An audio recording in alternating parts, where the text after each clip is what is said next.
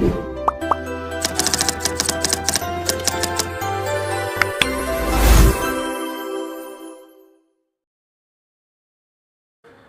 Everyone, welcome to learn easy maths classes. आज इस video में मैं आपको इंटीजर्स की एक्सरसाइज 1F के क्वेश्चंस कराऊंगा। In the previous video I explain you exercise number 1E। अगर आपने वो वीडियो नहीं देखी है तो लिंक आपको डिस्क्रिप्शन बॉक्स में मिल जाएगा। So today will start this exercise 1F। First question है, Mohan deposit ₹2000 in his bank.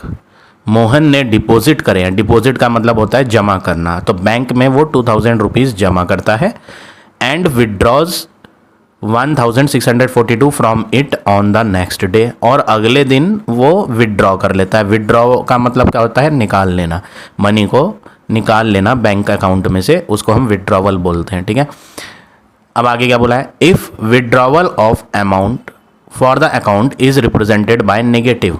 वो कह रहा है अगर हम विदड्रॉवल को, विदड्रॉवल का मतलब मनी निकालने को रिप्रेजेंट करेंगे नेगेटिव इंटीजर से, then how will you represent the amount deposit. वो कह रहा है अगर आप विदड्रॉवल मनी को रिप्रेजेंट करोगे नेगेटिव इंटीजर से,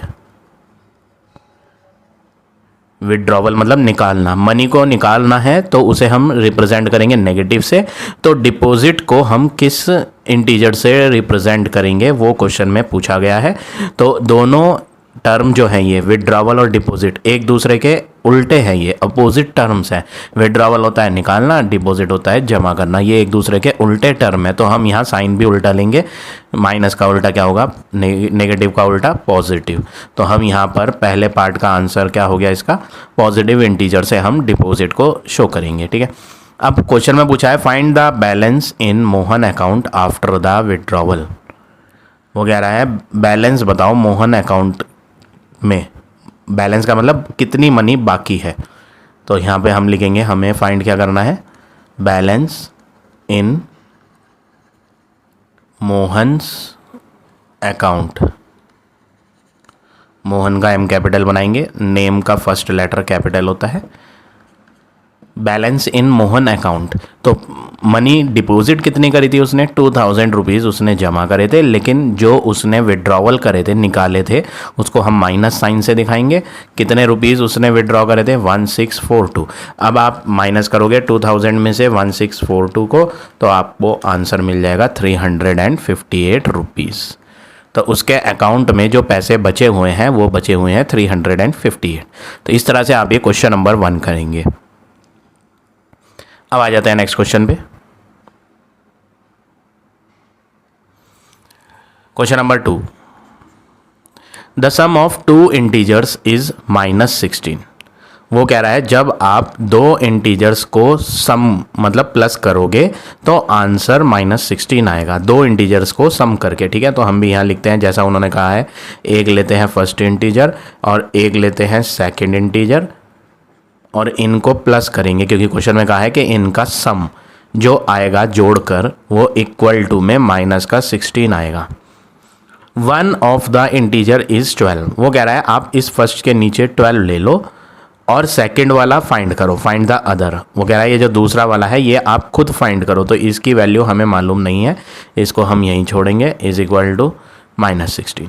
यहाँ पर आपको क्या करना है? ये जो 12 है ये इक्वल टू की लेफ्ट हैंड पर आ रहा है, तो हम इस नंबर को इक्वल टू की राइट हैंड पर लेकर आएंगे, नंबर के पास, नंबर को नंबर के पास लेकर आएंगे। तो लेफ्ट हैंड पर क्या रह जाएगा? लेफ्ट हैंड पर रह जाएगा सेकंड इंटीजर, ये यहाँ उतर जाएगा एज इट इज़ इक्वल की लेफ्ट हैंड पर, और ये इक्वल की लेफ्ट हैंड से राइट हैंड पे आएगा। तो यहाँ इसका सिंबल कुछ नहीं है, ये प्लस का नंबर है, उधर जाके क्या हो जाएगा? माइनस का। तो माइनस का 16 तो एज इट इज़ आएगा इक्वल के आगे जो था। ये जो प्लस का 12 है ये अब हम उधर ला रहे हैं, तो 16 के आगे लिखेंगे इसे माइनस का 12। इसी स्टेप में मत ले आना, अगले स्टेप में लाना है। ये तो एरो मैंने लगाकर दिखाया है कि हम इसे उठाकर यहाँ से आगे अगले स्टेप में लेकर आएंगे। ठीक है, तो यहाँ प्लस का था, उधर जाके माइनस हो गया। अब आपको क्या करना है? इनमें से ग्रेटर वैल्यू दिखाई कौन दे रही है? साइन छोड़ दो, पहले आप सिर्फ ये देखो 12 और 16 बिना साइन के देखो। 12 और 16 में ग्रेटर कौन दिख रहा है? 16 ग्रेटर दिख रहा है। तो जो ग्रेटर दिखती है वैल्यू उसका साइन आंसर में लगाया जाता है, तो 16 का साइन माइनस है तो आंसर में माइनस लगेगा। अब दोनों के साइन देखोगे, माइनस और माइनस क्या होता है प्लस, तो हम इनको प्लस कर देंगे तो आंसर बन जाएगा 28। तो फाइनल आंसर सेकंड पार्ट का हो गया आपका, सेकंड क्वेश्चन का 28। अब देखिए next question, question number 3, the difference of N integer x and 9 is 6। वो कह रहा है डिफरेंस, डिफरेंस का मतलब क्या होता है, डिफरेंस का मतलब होता है माइनस, जैसे सम का मतलब क्या होता है प्लस, डिफरेंस का मतलब होता है माइनस। वो कह रहा है जब आप माइनस करोगे इंटीजर x को और 9 को, ये दो इंटीजर है, दो इंटीजर है, पहला इंटीजर क्या है x और दूसरा इंटीजर क्या है माइनस का 9। देखो 9 में माइनस लगा हुआ है, हमने भी लगा दिया माइनस, ठीक है। वो कह रहा है ये दो इंटीजर है और इनका डिफरेंस, डिफरेंस का मतलब क्या बताया मैंने अभी, डिफरेंस का मतलब होता है माइनस, तो एक माइनस ये भी लगेगा। अब आप सोचेंगे ये दो दो माइनस क्यों लगाए, ये जो माइनस लगाया मैंने ये माइनस डिफरेंस का है और ये जो माइनस है ये 9 में पहले से ही क्वेश्चन में गिवन था। तो वो कह रहा है जब हम x और -9 का डिफरेंस करेंगे तो आंसर इज 6, तो आंसर इक्वल में लिखेंगे क्या 6। दो साइन जब भी आपको एक साथ दिखाई दे तो आपको यहाँ पे ब्रैकेट का यूज़ करना है, यहाँ पे हम ब्रैकेट लगाएंगे, दो साइन थे सेपरेट करने के लिए ब्रैकेट लगाएंगे, ठीक है। x माइनस ब्रैकेट के बाहर है, माइनस ब्रैकेट के अंदर है, तो जब हम ब्रैकेट के बाहर वाले साइन को ब्रैकेट के अंदर लेके जाते हैं तो दोनों साइन आपस में मल्टीप्लाई हो जाएंगे, तो माइनस और माइनस प्लस बन जाएगा, 9 इक्वल टू 6। अब x अल्फ़ाबेट इधर ही रहेगा, इक्वल के राइट हैंड पे नंबर था तो इस 9 को राइट हैंड पर ही लेकर जाएंगे, प्लस का 9 उधर जाके माइनस का 9 हो जाएगा, तो 6 माइनस 9, तो x का आंसर क्या आ जाएगा, 6 में से 9 को माइनस करेंगे तो माइनस का 3 आंसर आएगा। तो ये हो गया आपका फाइनल आंसर क्वेश्चन नंबर 3 का। अब आ जाते हैं नेक्स्ट क्वेश्चन पे, question number 4, cement company earn A profit of ₹8 पर bag of the white cement sold. Cement की कंपनी है, उसको प्रॉफिट होता है 8 रुपीज़ एक बैग पर, कौन सा बैग, वाइट सीमेंट। तो हमें यहाँ पे सबसे पहले क्या लिखना है, प्रॉफिट हो रहा है कंपनी को कौन से वाले सीमेंट पर, profit on 1 bag of white cement. अब ये वाइट सीमेंट कौन सा होता है, जो हम टाइल्स के बीच में लगाते हैं सीमेंट, वो वाइट सीमेंट होता है, और जो बिल्डिंग कंस्ट्रक्ट करते हैं तो उसमें ब्रिक्स के बीच में जो लगाया जाता है वो होता है ग्रे सीमेंट, ठीक है। तो यहाँ पर कंपनी जब वाइट सीमेंट बैग बेचती है तो हर एक बैग पर प्रॉफिट होता है उन्हें, तो हमने लिख दिया profit on 1 bag of white cement is equal to ₹8। 8 रुपये का फ़ायदा हो रहा है एक सफ़ेद सीमेंट के बैग पर।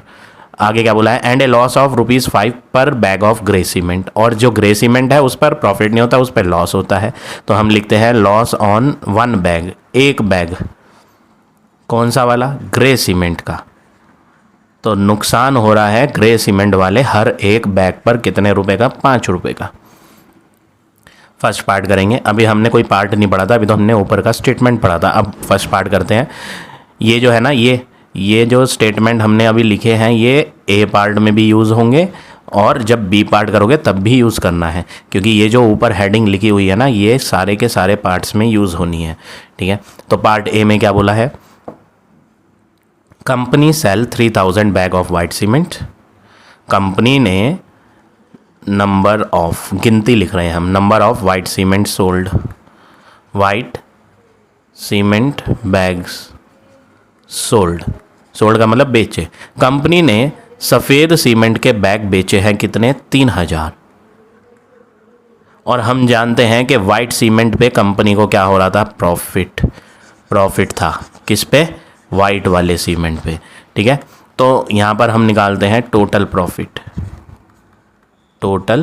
प्रॉफिट किसका, on white cement bags S लगाएंगे, क्यों, यहाँ मैं एक बैग का प्रॉफिट नहीं लिख रहा हूँ, मैं सारे बैग का प्रॉफिट लिख रहा हूँ।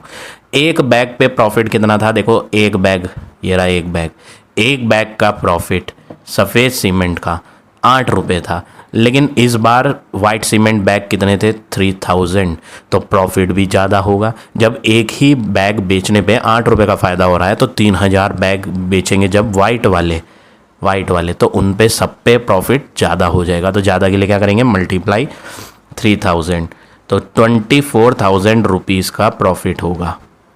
ठीक है, अब आगे वो पढ़ते हैं क्वेश्चन में। यहाँ तक पढ़ा था हमने, company sale 3000 bags of white cement. अब आगे बढ़ते हैं, 5000 बैग बेचे हैं ग्रे सीमेंट के, ग्रे के। हम यहाँ लिखते हैं number of grey cement bags,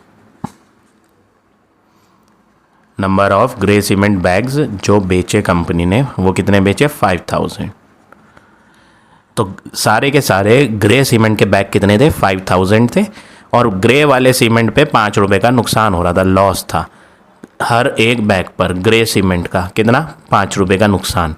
तो यहाँ पर भी टोटल लॉस निकालोगे आप, टोटल लॉस कौन से वाले बैग पर, on grey cement bags. White पे नुकसान नहीं था, यहाँ पर ग्रे की बात चल रही है, ग्रे सीमेंट बैग्स। एक बैग पे नुकसान कितने का है, 5 रुपये का लॉस जो था, नुकसान ग्रे वाले बैग पर, हर एक बैग पर कितना, 5 रुपये का।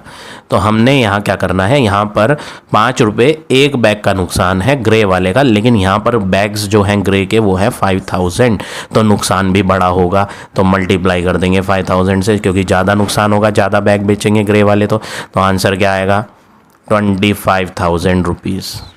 ठीक है, ये क्या आया, ये जो मैंने लिखा इसको हाईलाइट करता हूँ मैं, ये जो चीज़ है ये क्या है, टोटल प्रॉफिट। ये जो फाइंड करा ये क्या है, टोटल लॉस। तो कंपनी ने ग्रे वाले बैग भी बेचे और वाइट वाले बैग भी बेचे। हमें यहाँ नुकसान जो दिखाई दिया वो ज़्यादा दिखाई दिया, ये नुकसान है, लॉस है। ये क्या है, लॉस, नुकसान ज़्यादा हो रहा है, और ये जो वैल्यू है ये कम है। ये कौन है, प्रॉफिट। नुकसान ज़्यादा हो रहा है और प्रॉफिट कम हो रहा है। तो ओवरऑल अगर देखा जाए तो ओवरऑल कंपनी को क्या हुआ, नुकसान हुआ, ओवरऑल लॉस, ओवरऑल नुकसान हो रहा है कंपनी को। क्यों, क्योंकि नुकसान की वैल्यू बड़ी थी और प्रॉफिट की वैल्यू छोटी थी। तो कितने रुपए का ओवरऑल नुकसान हुआ, हम क्या करेंगे, जो सारा का सारा नुकसान है उसमें कुछ तो फ़ायदा भी हुआ था ना कंपनी को, 24,000 का तो फ़ायदा था, ये हटा दो फ़ायदा। तो कितने हज़ार रुपये का नुकसान हुआ कंपनी को, 1000 रुपये का। नुकसान बड़ा था, प्रॉफिट छोटा था, लेकिन सारा का सारा जो 25,000 है वो खाली नुकसान तो नहीं है, प्रॉफिट भी तो हुआ ना कंपनी को 24,000 का। तो जो फ़ायदा हुआ है कंपनी को वो फ़ायदा हम नुकसान में से हटा देंगे, तब जाके बचेगा कि एक्स्ट्रा नुकसान कितना हुआ था, 1000 रुपये का नुकसान हुआ था। तो ये हो गया part number first. Part number second देंगे, what is the number of white cement bag. आपको फाइंड करना है number of white cement bags. It must sell to have neither profit nor loss. वो कह रहा है number of white cement bag बताओ कितने होने चाहिए ताकि ना तो फ़ायदा हो और ना ही नुकसान हो। लेकिन आगे कुछ और बोला, number of grey cement bag sold कितना है, 6400। ये लिखते हैं हम सबसे पहले, number of grey cement bags sold जो हुए, ग्रे वाले बैग कितने सोल्ड हुए, 6400 बैग्स। इतने बैग ग्रे वाले बेचे हैं और ग्रे वाले पे नुकसान होता है कितने का, 5 रुपये का। बिगनिंग में क्वेश्चन में बोला था, तो नुकसान होगा loss on grey cement bags. कितना नुकसान होगा, हर एक बैग पर 5 रुपये का नुकसान है। और इस बार ग्रे सीमेंट बैग जो बिके हैं वो हैं 6400। तो मल्टीप्लाई में क्यों कर रहा हूँ भैया, एक बैग का नुकसान 5 रुपये है, लेकिन मैं यहाँ एक बैग का नुकसान नहीं बता रहा हूँ। ग्रे सीमेंट बैग कितने बिके थे, 6400। तो नंबर ऑफ बैग्स बहुत सारे हैं तो नुकसान भी तो बहुत सारा होगा ना। जब एक बैग बेचने में कंपनी को 5 रुपये का नुकसान होता है, लेकिन यहाँ तो ग्रे वाले बैग जो पार्ट बी में कहे गए हैं वो 6400 है, वो तो बहुत सारे बैग्स हैं, तो नुकसान भी ज़्यादा होगा, इसलिए मुझे मल्टीप्लाई करनी है। तो 6400 इंटू 5 करेंगे तो आंसर बन जाएगा 6400 इंटू 5, 32,000 रुपीज़ नुकसान है। ठीक है, ग्रे सीमेंट के बैग जब बेचे तो कंपनी को नुकसान हो रहा था। उन्होंने बैग कितने बेचे थे, 6400। हर एक बैग पर 5 रुपये का नुकसान हो रहा था। तो टोटल नुकसान हमने निकाल दिया 32,000 रुपये का। लेकिन क्वेश्चन में एक वर्ड बोला था, to have neither profit nor loss, ना तो फ़ायदा होना चाहिए और ना ही नुकसान। लेकिन यहाँ तो नुकसान हो गया, क्योंकि ग्रे सीमेंट बैग जो बेचे थे वो तो नुकसान में जा रहे थे। लेकिन अभी वाइट वाले भी तो बेचने हैं ना, अभी वाइट वाले कहाँ बिके, फाइंड करना था। देखो क्वेश्चन मिल गया था, what is the number of white cement bag, आपको बताना है कितने सफ़ेद सीमेंट के बैग बेचे जाएँ। तो अभी वाइट सीमेंट बैग बिकने बाकी हैं। यहाँ पर ग्रे वाले पे नुकसान 32,000 का है। क्वेश्चन में कह रहा है नाइदर प्रॉफिट नॉर लॉस, ना तो प्रॉफिट हो ना ही नुकसान हो।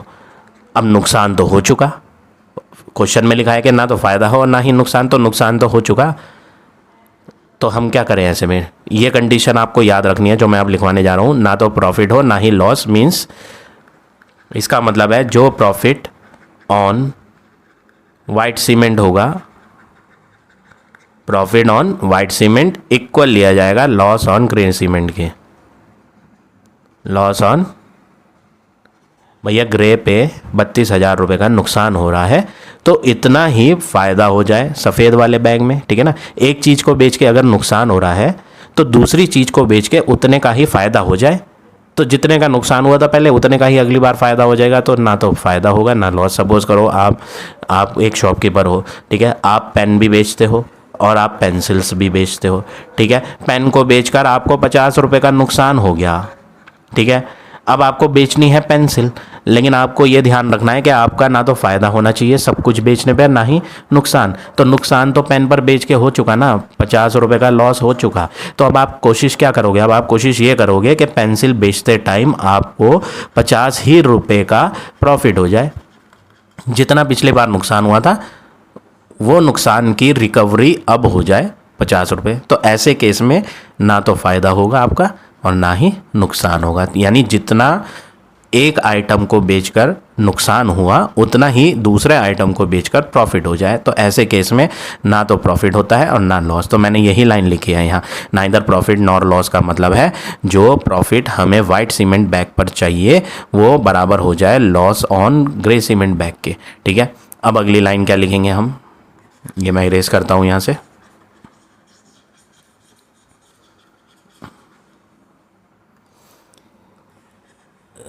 तो यहाँ पर मैंने जो लाइन लिखी है उसमें मैंने ये बताया कि जो प्रॉफिट वाइट सीमेंट का होगा वो बराबर लिया जाएगा जो नुकसान ग्रे सीमेंट पे होगा। और नुकसान ग्रे सीमेंट पे कितना हो रहा है, ग्रे सीमेंट पे नुकसान हो रहा है 32,000 रुपये का। तो अब मुझे वाइट सीमेंट बैग पे प्रॉफिट भी इतना ही लेना पड़ेगा, ठीक है ना। तो मैं यहाँ लिखता हूँ profit on white cement bag जो मुझे लेना है वो उतने ही रुपीज़ लेना है, 32,000, ठीक है। यहाँ नीचे लिख देता हूँ, स्पेस कम है। तो मुझे अब जो वाइट सीमेंट बैग पे प्रॉफिट चाहिए वो 32,000 रुपये जो लॉस था ना क्रे पे उतना ही लेना पड़ेगा। क्यों लेना पड़ेगा, क्योंकि क्वेश्चन में बोला था ना तो फ़ायदा होना चाहिए ना नुकसान। तो नुकसान तो 32,000 का हो चुका था, अब मुझे अगले आइटम को बेचकर उतने ही रुपीज़ का, जितना पिछली बार नुकसान हुआ था उतने ही रुपीज़ का इस बार प्रॉफिट बनाना पड़ेगा। इसलिए मैंने profit on white cement bag क्या लिखा, 32,000। लेकिन एक बैग का प्रॉफिट क्या है, profit on one white cement. एक वाइट सीमेंट पे प्रॉफिट देखोगे तो यहाँ हमने बिगनिंग में लिखा था profit on one bag of white cement 8 रुपये। तो हमारे पास अब दो प्रॉफिट आ गए, एक तो आया टोटल प्रॉफिट और एक आया वन वाला प्रॉफिट। अब आपको फाइंड जो करना है वो आप इजीली फाइंड कर सकते हो, number of white cement bags, number of white cement bags to be sold, जो बिकने हैं। तो गिनती पूछ रहा है कितने, number of white cement bags, what is the number of white cement. जब भी आपसे काउंटिंग पूछता है कि कितनी चीज़ें बेची जाएं, कितने का मतलब डिवाइड, आपको डिवाइड करना है किसको, टोटल प्रॉफिट को, सारा का सारा प्रॉफिट जो है उसको डिवाइड करना है प्रॉफिट ऑन वन, एक वाले प्रॉफिट से, प्रॉफिट ऑन वन। तो टोटल प्रॉफिट कितना चाहिए, नुकसान 32,000 का हुआ था, तो इस नुकसान की रिकवरी करने के लिए अगली बार इतने का ही हमें प्रॉफिट चाहिए था। तो 32,000 का प्रॉफिट चाहिए टोटल, और एक का प्रॉफिट कितना है 8 रुपये। इनको डिवाइड करेंगे तो आपका आंसर बन जाएगा 8 4 जा 32, 4000। तो नंबर ऑफ बैग्स जो वाइट वाले सोल्ड करने हैं कंपनी को वो कितने करने हैं 4000। तो इस तरह से आप ये क्वेश्चन नंबर 4 का बी पार्ट करेंगे। अब आ जाते हैं नेक्स्ट क्वेश्चन पे।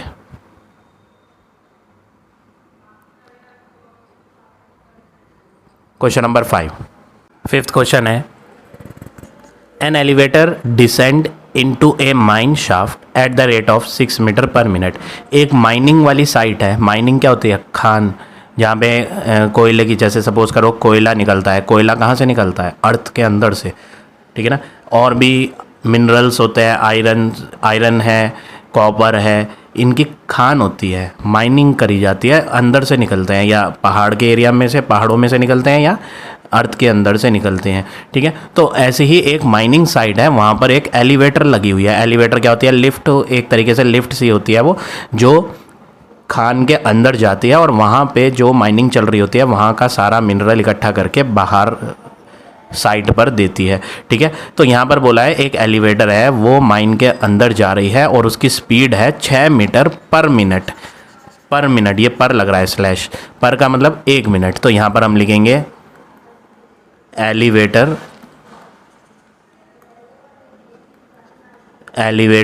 गोज 6 मीटर,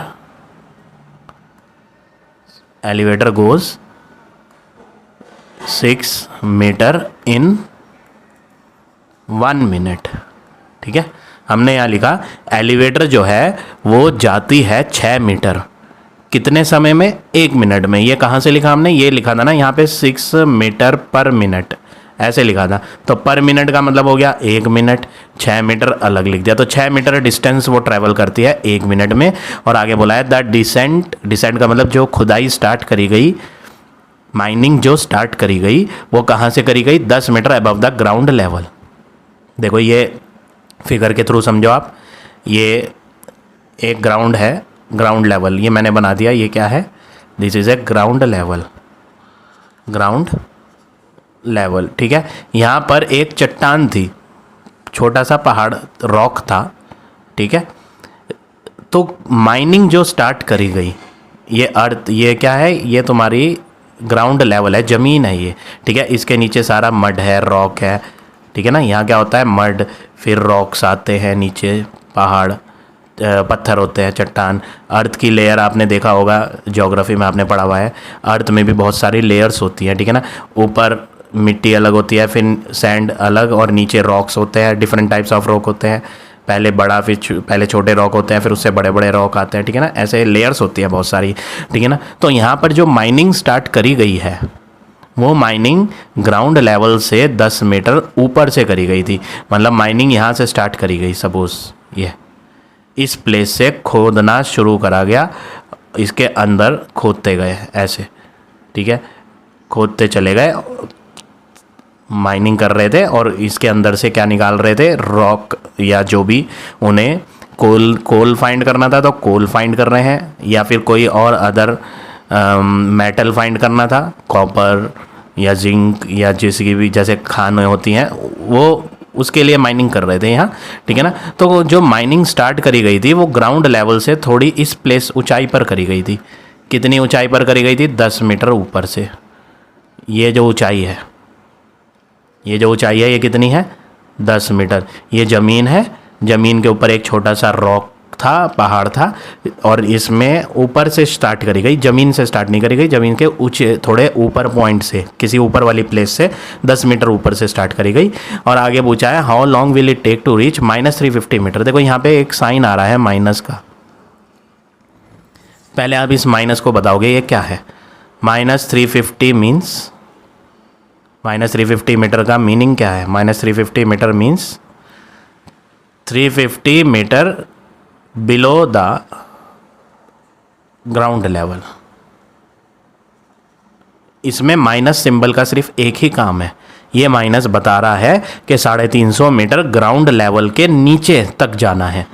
तो खोदना कहाँ से स्टार्ट करा था? माइनिंग कहाँ से स्टार्ट हुई थी? ग्राउंड के ऊपर से। और जाना कहाँ है? ग्राउंड वाले लेवल के 350 मीटर नीचे। हमें इस प्लेस तक जाना है, यहाँ ठीक है ना। तो माइनिंग करके यहाँ तक पहुँचना है और यहाँ पर मिलेगा तुम्हें सारा जो भी तुम्हें प्रीशियस मेटल फाइंड करना है या कोल फाइंड कर रहे हो, ठीक है। तो जो भी आप माइनिंग कर रहे हो, जो भी माइनिंग चल रही थी वो माइनिंग कहाँ तक चलनी है, 350 मीटर नीचे। ये डिस्टेंस कितनी है, 350 मीटर। माइनस नहीं लूँगा मैं, क्यों नहीं लूँगा माइनस, ये माइनस सिंबल का सिर्फ एक ही मीनिंग है। ये माइनस सिर्फ ये जता रहा है, ये बता रहा है हमें कि ये -350 जो है ग्राउंड लेवल के नीचे है। ऊपर वाली डिस्टेंस ग्राउंड के ऊपर प्लस की होती है, नीचे वाली डिस्टेंस माइनस की होती है। तो ये माइनस सिंबल बस ये इतना बता रहा है, ठीक है। तो अब हमें क्या करना है, टोटल डिस्टेंस देखनी है हमें। टोटल डिस्टेंस कितनी है, 10 मीटर माइनिंग ऊपर चलेगी ग्राउंड के ऊपर। ये कितनी डिस्टेंस है, ग्राउंड लेवल से ऊपर से शुरू हुई थी, कितनी ऊपर से खोदना शुरू करा था माइनिंग, 10 मीटर। और कितनी नीचे जाना था, 350 मीटर नीचे, कितना 350 मीटर। तो टोटल कितनी डिस्टेंस हो गई, 10 ऊपर की, 350 नीचे की। तो टोटल खुदाई जो होगी वो कितनी होगी, 10 मीटर प्लस 350 मीटर। माइनस नहीं लेना, माइनस था क्वेश्चन में लेकिन हम नहीं लेंगे माइनस। ये माइनस का मीनिंग बस इतना ही है कि ये हमें बता रहा है ग्राउंड के नीचे जाना है बस, लेकिन हम माइनस का साइन यूज़ नहीं करेंगे। तो टोटल डिस्टेंस कितनी हो गई, 360 मीटर।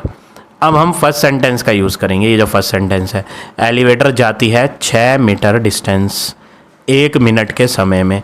इस सेंटेंस का यूज़ करेंगे। यहाँ लिखेंगे elevator goes a distance of 6 metre in 1 minute. हमने यहाँ क्या लिखा, एलिवेटर जाती है डिस्टेंस 6 मीटर की 1 मिनट में। फिर दोबारा से हम यही सेंटेंस लिखेंगे बट 6 मीटर के लिए नहीं, 1 मीटर के लिए। पहले हम 1 की वैल्यू फाइंड करेंगे, 1 मीटर। देखो एलिवेटर जो है, जो लिफ्ट है, जो खोद कर सारा अंदर का रॉक और जो मड है अंदर की और जो भी प्रीशियस मेटल अंदर निकलेंगे वो सब बाहर लेकर आएगी एलिवेटर। तो वो एलिवेटर 6 मीटर जाती है, कितने मिनट में, 1 मिनट में। 6 मीटर जाने के लिए 1 मिनट का समय खर्च करती है। तो 1 मीटर डिस्टेंस तो कम है ना 6 मीटर से, 6 मीटर से 1 मीटर क्या होता है, कम। तो कम डिस्टेंस जाने के लिए एलिवेटर को समय कम लगेगा। तो कम के लिए आप क्या करोगे, जो यहाँ 1 था उसको डिवाइड कर दो इस वाले 6 से, तो इतना मिनट खर्च होगा, ठीक है। 6 मीटर जाने के लिए 1 मिनट का समय स्पेंड कर रही है एलिवेटर, तो 1 मीटर डिस्टेंस जाने के लिए उसे समय कम लगेगा क्योंकि डिस्टेंस क्या थी, कम थी। तो 1/6 मिनट का समय खर्च होगा। अब टोटल डिस्टेंस एलिवेटर को कितनी जानी है, 360 मीटर। 10 मीटर ये वाली और नीचे 350 और, तो टोटल डिस्टेंस कितनी जानी है, 360। तो हम यहाँ क्या लिखेंगे, elevator goes a distance of 1 metre की जगह 360 मीटर लेंगे हम इन। अब आप यहाँ देख रहे हो कि डिस्टेंस जो है एलिवेटर की वो बहुत ज़्यादा हो गई। 1 मीटर थी पिछले स्टेप में, अब 360 मीटर हो गई। तो 360 मीटर डिस्टेंस ज़्यादा है, तो ज़्यादा डिस्टेंस ट्रैवल करने के लिए एलिवेटर को ज़्यादा समय चाहिए। तो जो यहाँ पर समय आया था आपका 1/6, उसको ज़्यादा करने के लिए मल्टीप्लाई कर दो किससे, 360 से, और आप इन्हें कट कर दो तो 60 मिनट लगेंगे, यानी 1 घंटा खर्च होगा। तो ये हो गया आपका फाइनल आंसर क्वेश्चन नंबर 5 का। अब आ जाते हैं नेक्स्ट क्वेश्चन पे। Question number 6, A green grocer had a profit of ₹47 on Monday. तो यहाँ लिखते हैं प्रॉफिट ऑन मंडे। मंडे में जो प्रॉफिट हुआ वो कितने रुपीज़ का हुआ, 47। A loss of 12 rupees on Tuesday. Loss on Tuesday, Tuesday में नुकसान हुआ कितने रुपए का, 12 रुपये का। And a loss of ₹8 on Wednesday. Loss on Wednesday कितने रुपीज़ का नुकसान हुआ, 8 रुपीज़ का। फाइंड हिज नेट प्रॉफिट और लॉस इन 3 डेज। आपको बताना है नेट प्रॉफिट है या लॉस, तीनों दिन का मिलाकर अगर हम एवरेज देखें तो उसे फ़ायदा हुआ या नुकसान, ये देखना है। तो हम यहाँ देखना है टोटल प्रॉफिट, हम यहाँ चेक करेंगे पहले टोटल प्रॉफिट कितना है। एक ही दिन प्रॉफिट हुआ था 47 का। टोटल लॉस कितना है, 2 दिन लॉस हुआ था 12 और 8 रुपये का, तो टोटल लॉस हो गया 12 + 8 20 रुपये का। और आप देख रहे हो कि लॉस छोटा है और प्रॉफिट बड़ा है, यानी नेट जो हुआ है उसे ओवरऑल वो क्या हुआ है, नेट प्रॉफिट हुआ है। कितने रुपीस का प्रॉफिट हुआ है, एक्चुअली में हुआ तो 47 रुपीज़ का है, लेकिन ये नेट प्रॉफिट नहीं है, इसमें से जो नुकसान है ना 2 दिन का वो हटा देंगे, तो 27 रुपये का उसे फ़ायदा हुआ 3 दिन में। ठीक है, वैसे तो 47 का फ़ायदा हुआ था, लेकिन कुछ दिन नुकसान भी हुआ था, तो वो नुकसान हटाने के बाद जो प्रॉफिट बचता है उसे हम नेट प्रॉफिट बोलते हैं। तो फाइनली नेट प्रॉफिट का आंसर क्या हो गया, 27 रुपीज़। तो इस तरह से आप ये क्वेश्चन नंबर 6 करेंगे। अब आ जाते हैं नेक्स्ट क्वेश्चन पे। Question number 7, a multi storey building has 25 floors above the ground level. एक मल्टी स्टोरी बिल्डिंग है, उसमें 25 फ्लोर्स आ रहे हैं above the ground level, ground level के ऊपर। यहाँ पर एक फिगर बना के दिखा देता हूँ मैं, ताकि आपको अच्छे से समझ आ जाइए। ये हमने एक ग्राउंड बना दिया, ये ग्राउंड लेवल है, ठीक है। और इस बिल्डिंग में ऊपर की साइड जितने फ्लोर हैं वो कितने हैं, 25 फ्लोर्स। यहाँ पर काफ़ी सारे फ्लोर्स बने हुए हैं बिल्डिंग में, इस तरह से बहुत सारे फ्लोर्स बने हैं। कितने फ्लोर्स हैं, ग्राउंड लेवल के ऊपर कितने फ्लोर हैं, 25 फ्लोर्स, ठीक है। इस तरह से बहुत सारे फ्लोर्स बने हुए हैं। मैंने तो यहाँ कम बनाकर दिखाए हैं, लेकिन एक्चुअल में कितने फ्लोर्स आ रहे हैं बिल्डिंग में, 25 floor. Each of height 5 metre, हर एक फ्लोर की हाइट 5 मीटर है, ठीक है। ये सारी हाइट 5-5 मीटर है, ये सब कितनी है, 5-5 मीटर। हर एक फ्लोर की ऊंचाई 5 मीटर है, ठीक है। अब आगे क्या बोला है, नेक्स्ट सेंटेंस है, it also has 3 floor in the basement. Basement का मतलब ग्राउंड के नीचे की साइड 3 फ्लोर्स और हैं बेसमेंट में, 3 floor, 1 2 3। Each of height 5 metre, ये भी इनकी भी हाइट 5-5 मीटर है, इनके बीच में हाइट 5-5 है, तो टोटल कितनी हो जाएगी है, 15 मीटर ग्राउंड के नीचे हो गई। और ग्राउंड के ऊपर कितने फ्लोर हैं, ग्राउंड के ऊपर है 25 फ्लोर, हर एक फ्लोर की हाइट 5, तो टोटल हाइट हो गई 125 मीटर, ठीक है ना। 5-5-5 करके 25 बार जोड़ना है।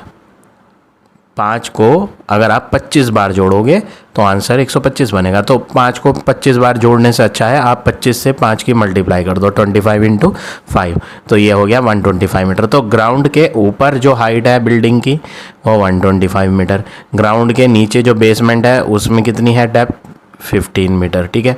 अब आगे क्वेश्चन में क्या बोला है, a lift in building move at the rate of 1 metre per second.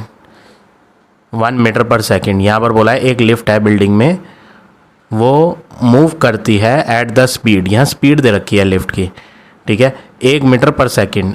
यानी कि यहाँ पर आपको लिखना है lift move 1 metre in 1 second.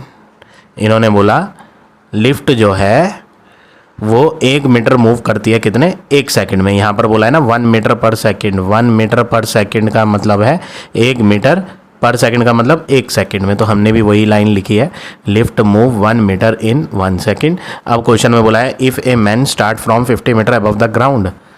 एक आदमी है वो कौन से फ्लोर से लिफ्ट में बैठा था, 50 metre above the ground, ground से 50 मीटर ऊपर। टोटल हाइट तो बिल्डिंग की 125 है, लेकिन वो बिल्कुल टॉप फ्लोर से नहीं था, वो ऐसे फ्लोर पर था जिसकी ग्राउंड लेवल से हाइट कितनी थी, 20, ठीक है। तो ये ग्राउंड लेवल था, बिल्डिंग की हाइट तो ज़्यादा थी, बिल्डिंग की हाइट तो काफ़ी ज़्यादा थी, बट वो जहाँ से लिफ्ट के अंदर एंटर करता है वो 50 मीटर थी। यहाँ पर मैं फिगर से समझाने की कोशिश करता हूँ। ये बिल्डिंग थी, वो इस फ्लोर से लिफ्ट के अंदर बैठता है, जिसकी ग्राउंड लेवल से हाइट कितनी थी, 50 मीटर। ठीक है, पूरी बिल्डिंग की हाइट तो 125 मीटर थी ग्राउंड के ऊपर, लेकिन वो जहाँ से लिफ्ट के अंदर एंटर करता है वो 50 मीटर ग्राउंड के ऊपर थी, और उसे पहुँचना कहाँ है, how long will it take to reach second floor of basement, उसे बेसमेंट के सेकंड फ्लोर में जाना है। ठीक है, बेसमेंट में कितने फ्लोर थे, 3 फ्लोर थे, 3 फ्लोर, 1 2 3, ये बेसमेंट में थे, उसे सेकंड फ्लोर पर जाना है, बेसमेंट के यहाँ इधर आना है। तो हर एक फ्लोर बेसमेंट पे जो था उसकी भी जो हाइट दे रखी थी वो कितनी थी, 5 मीटर दे रखी थी, तो 2 फ्लोर की हाइट क्या हो गई, 10 मीटर। ठीक है, तो यहाँ पर मैन जो है 50 मीटर ग्राउंड के ऊपर से आ रहा था और नीचे जाना है ग्राउंड के बेसमेंट वाले फ्लोर में 10 मीटर नीचे। तो टोटल डिस्टेंस जो लिफ्ट ट्रैवल करेगी, यहाँ पर हम लिखेंगे total distance travelled by man in lift, वो फाइंड करेंगे हम। टोटल डिस्टेंस जो मैन ट्रैवल करेगा लिफ्ट के अंदर, 50 मीटर ग्राउंड के ऊपर वाली डिस्टेंस ट्रैवल करेगा और 10 मीटर ग्राउंड के नीचे वाली, तो टोटल डिस्टेंस 60 मीटर वो ट्रैवल करेगा लिफ्ट के अंदर। ठीक है, अब फर्स्ट सेंटेंस जो हमने लिखा था इसका यूज़ करेंगे, इस सेंटेंस का यूज़ करते हैं। क्या है ये sentence, lift move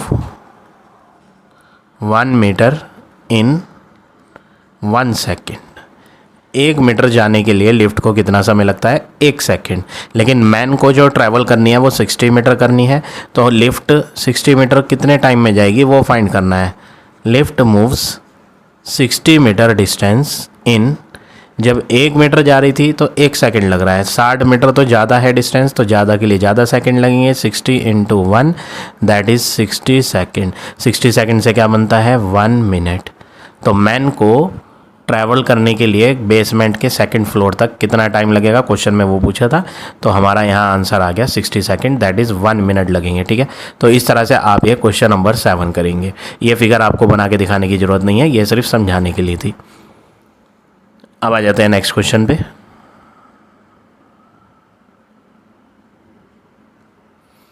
question number 8, the highest point measured above sea level, highest point जो है सी लेवल के ऊपर वो माउंट एवरेस्ट है, जो कि इतने metre above the sea level था। ठीक है, और लोवेस्ट पॉइंट जो है, लोवेस्ट पॉइंट ये तो सी लेवल के ऊपर था, लोवेस्ट पॉइंट नीचे है सी लेवल के, वो कौन है, Challenger Deep at the bottom of Mariana Trench which is 10,911 metre below the sea level. देखो यहाँ पे हम एक फिगर बनाते हैं, ये सी लेवल है, सी लेवल। ठीक है, इसके नीचे वाटर है, इसके नीचे सी के क्या है, ये सी लेवल है, यानी सबसे ऊपर टॉप सरफेस जो होता है सी का, ये सी लेवल है, इसके नीचे सारा वाटर है और इसके ऊपर सारा एयर है। ठीक है, यहाँ पर इन्होंने बोला सी लेवल के ऊपर जो सबसे टॉप पॉइंट है, highest point above the sea level, वो लिखते हैं हम highest point above sea level, bracket में लिख देंगे कौन है, Mount Everest. Highest point above the sea level है माउंट एवरेस्ट, और वो कहाँ पर है, 8,848 metre above the sea, 8,848 metre above sea level.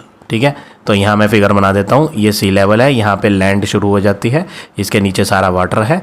ठीक है, यहाँ पर एक माउंट एवरेस्ट है ये। ठीक है, ये माउंट एवरेस्ट की ड्रॉ कर दिया मैंने, ये जो है सबसे टॉप पॉइंट, हाईएस्ट पॉइंट, ये सी से कितना ऊपर है, 8,848 मीटर।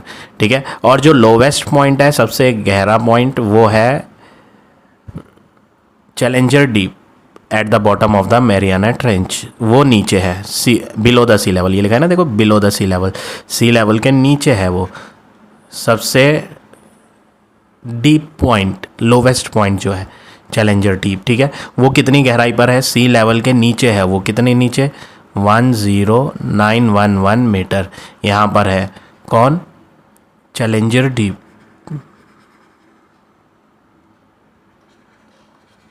ठीक है। ये सी लेवल के नीचे है, वो सी लेवल के ऊपर है। तो यहाँ लिख देते हैं हम लोवेस्ट पॉइंट। वो कहाँ है? अबव नहीं है, वो बिलो है, सी लेवल के नीचे, बिलो सी लेवल। क्या नाम है उसका? वो ब्रैकेट में लिख देते हैं चैलेंजर डीप। वो कितनी नीचे है? 10911 मीटर। ये कहाँ पर था? अबव नहीं है, ये वाला अबव था और ये वाला बिलो है। तो यहाँ लिख देते हैं हम ये वाला पॉइंट बिलो सी लेवल है, बिलो सी लेवल, ठीक है। फाइंड क्या करना है? What is the vertical distance between these two point. आपसे पूछा है वर्टिकल डिस्टेंस बतानी है between these two points. Vertical का मतलब बिल्कुल सीधी डिस्टेंस बतानी है इन दोनों पॉइंट्स के बीच में। देखो ये है सबसे टॉप पॉइंट और चैलेंजर डीप यहाँ था, तो इनके बीच की डिस्टेंस क्या होगी? यहाँ से लेकर स्ट्रेट डिस्टेंस मांगी है नीचे तक, यहाँ तक। तो दोनों को क्या करना है? प्लस 8848 मीटर सी लेवल के ऊपर और 10911 मीटर सी लेवल के नीचे। अब इन्हें ऐड करेंगे 10911 को और 8848 को, तो आंसर मिल जाएगा 19759 मीटर, 19759 मीटर। तो ये हो गया आपका फाइनल आंसर क्वेश्चन नंबर 8 का। अब आ जाते हैं नेक्स्ट क्वेश्चन पे। Question number 9। An atom consist of charge particle called electron and proton. वगैरह एटम में चार्ज पार्टिकल होते हैं, इलेक्ट्रॉन होते हैं और proton. Each proton has a charge of +1। यहाँ पर बोला है charge on each proton. Each का मतलब एक, चार्ज ऑन 1 प्रोटॉन जो होता है वो प्लस का 1 होता है। इसी तरह चार्ज ऑन ईच इलेक्ट्रॉन भी दिया है क्वेश्चन में, वो होता है नेगेटिव। इलेक्ट्रॉन नेगेटिव चार्ज होते हैं और प्रोटॉन पॉजिटिव चार्ज। इलेक्ट्रॉन पे होता है -1 चार्ज और प्रोटॉन पे होता है +1, ठीक है। ये तो क्वेश्चन में दिया हुआ था। अब आपसे पूछा क्या है?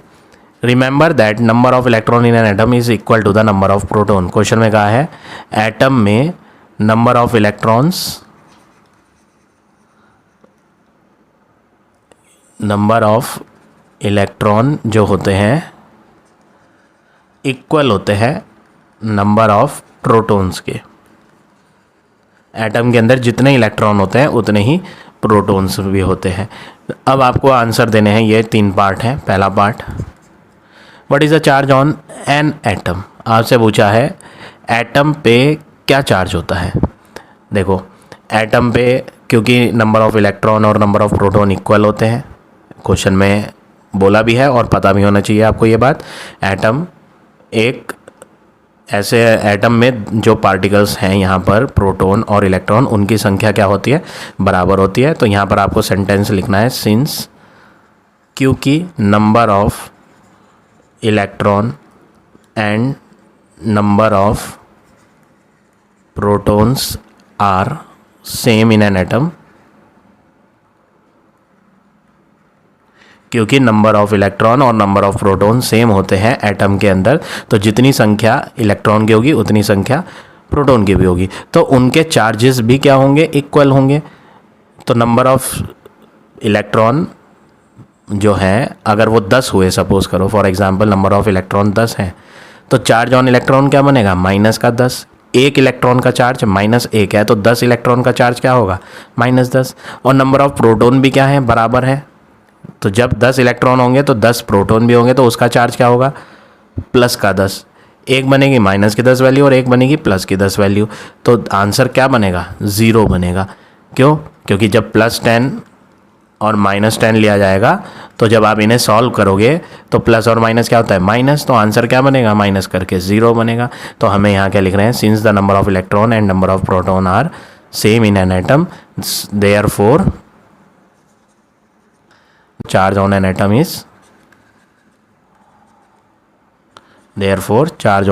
is 0, क्योंकि उनकी संख्या बराबर है। तो जो चार्ज पॉजिटिव के मिलेंगे जितने, उतने ही नेगेटिव के भी मिलेंगे, इसीलिए एटम का चार्ज क्या बनेगा, 0 बनेगा। ठीक है। B part, what will be the charge on an atom if it lose an electron. आपसे पूछा है एटम के ऊपर क्या चार्ज हो जाएगा अगर वो अपना एक इलेक्ट्रॉन लूज कर देगा। तो इलेक्ट्रॉन तो नेगेटिव चार्ज होता है, लूज करेंगे तो नेगेटिव वाली संख्या क्या हो जाएगी, कम हो जाएगी, क्योंकि वो अपना एक इलेक्ट्रॉन किसी और को दे देगा। तो उस पर चार्ज क्या बन जाएगा, प्लस का 1 बन जाएगा। तो इसका आंसर क्या हो गया, +1। ठीक है। या फिर आप इसको इस तरह से समझ लो सिंपल लैंग्वेज में, लूज का मतलब माइनस। क्या चीज़ माइनस करनी है, इलेक्ट्रॉन का चार्ज। इलेक्ट्रॉन के चार्ज क्या है, यहाँ पर हमने लिखा था -1। ठीक है ना। तो 2 माइनस आ गए। ये माइनस किसकी वजह से आया, ये माइनस आया जो इलेक्ट्रॉन का चार्ज होता है, एक इलेक्ट्रॉन का चार्ज -1। और ये माइनस क्यों आया, क्योंकि वो अपना एक इलेक्ट्रॉन लूज़ कर रहा है। लूज़ का मतलब दे रहा है। तो जब कोई अपनी चीज़ किसी और को दे देता है तो उसके पास उसकी संख्या क्या हो जाती है, कम हो जाती है ना। तो इसीलिए ये माइनस आया, कम करने के लिए। अब माइनस और माइनस क्या होता है, प्लस, और वैल्यू क्या है 1, इसलिए इसका आंसर क्या है, +1। ठीक है। सी पार्ट देखो, what will be the charge on atom if it gain an electron. क्या चार्ज आ जाएगा एटम पे अगर वो इलेक्ट्रॉन गेन करेगा। तो यही कंसेप्ट जो मैंने बताया यहाँ यूज़ करके देखो। इलेक्ट्रॉन है, इलेक्ट्रॉन पे चार्ज क्या होता है, एन इलेक्ट्रॉन बोला था, एन का इलेक्ट्रॉन का मतलब एक इलेक्ट्रॉन। एक इलेक्ट्रॉन के ऊपर चार्ज क्या होता है, -1 होता है।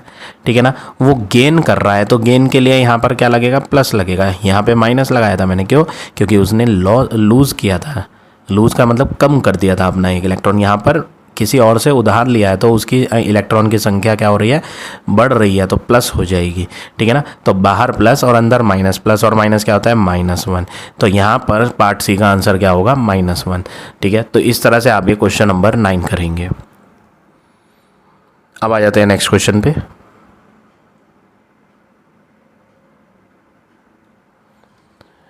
Question number 10,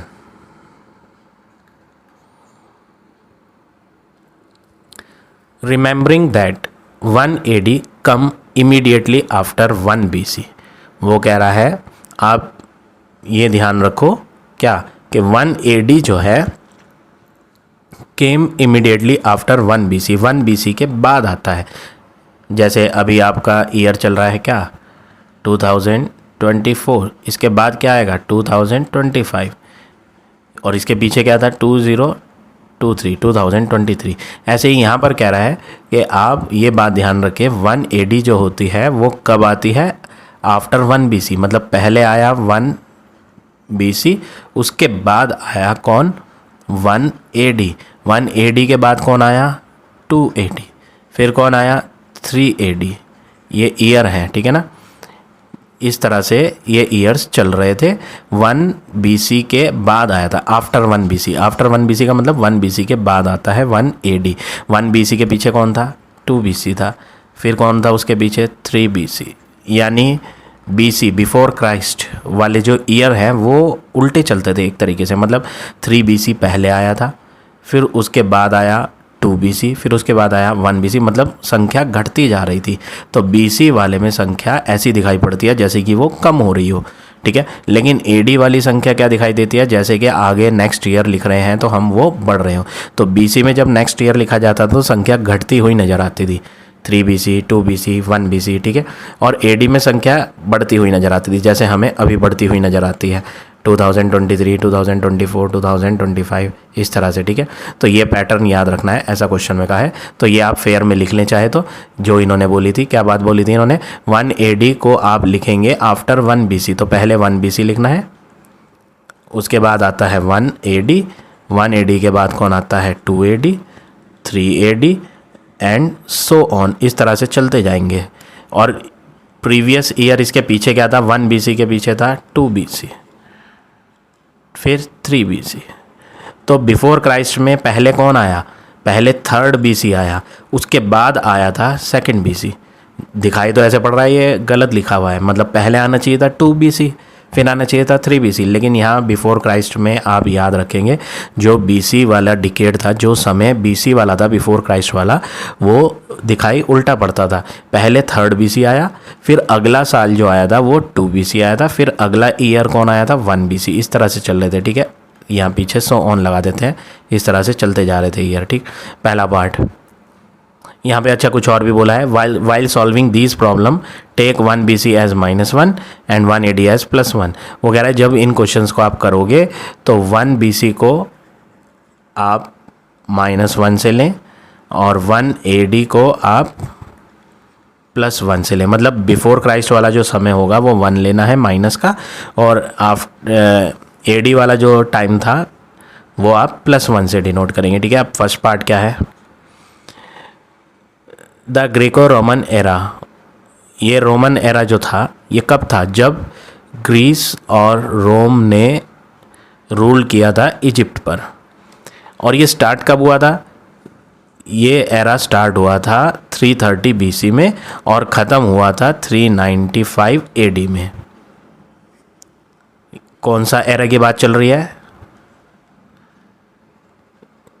Greco Roman era starts in, equal में लिखेंगे, ये स्टार्ट कब हुआ था 330 BC में, ठीक है। और ये एंड कब हुआ, Greco Roman era ends in which year, कौन से ईयर में एंड हुआ, 395 AD में। देखो ये जो एरा था रोमन एरा, ये स्टार्ट हुआ था 330 BC में। 330 BC के बाद जो अगला साल आया वो कौन सा आया, दिखाई तो ऐसे पड़ रहा है जैसे 330 BC के बाद 331 BC आना चाहिए अगला साल, जैसे 2023 के बाद कौन सा सन आया 2024। लेकिन बिफोर क्राइस्ट वाला समय ना उल्टा दिखाई पड़ता था, 330 BC के बाद 331 नहीं आएगा, 329 आएगा, फिर उसके बाद क्या आएगा 328, ऐसे चलते जाएंगे, ठीक है। कहाँ तक चलते गए, 395 AD तक, 395 AD तक। अब सपोज़ करो आपसे पूछा जाए कि आप बताओ 2001 से लेकर 2024 तक कितने ईयर्स होते हैं, 2001 से 2024 तक कितने ईयर्स होते हैं इनके बीच में। तो आप एक एक करके गिनने से अच्छा है आप इनको माइनस कर लो, ठीक है ना।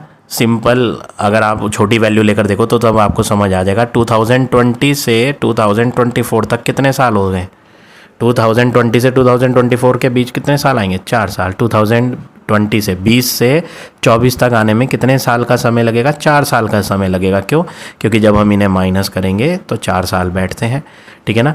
तो बिफोर क्राइस्ट पहले आया था समय, ये कौन सा समय है, अर्ली पीरियड। ये ब्रैकेट में लिखना नहीं है, मैं सिर्फ समझाने के लिए बता रहा हूँ। 330 कौन सा टाइम है, अर्ली। अर्ली का मतलब जो पहले आया था। ये AD वाला समय कब आया, बाद में आया। ये कौन सा टाइम पीरियड है, लेटर वाला, बाद वाला, ठीक है। जैसे यहाँ मैंने एग्जांपल दिया था 2001 से 2024। 2001 कौन सा पीरियड है, अर्ली, ये पहले आया। और 2024 कब आया, ये बाद में आया, ये लेटर पीरियड है। तो हमने किस में से किसको माइनस करा था, लेटर में से अर्ली पीरियड को। तो यहाँ पर भी वही बात करनी है। तो यहाँ पर आपको समय निकालना है, क्या समय निकालना है, इनके बीच का समय। How long did this era last.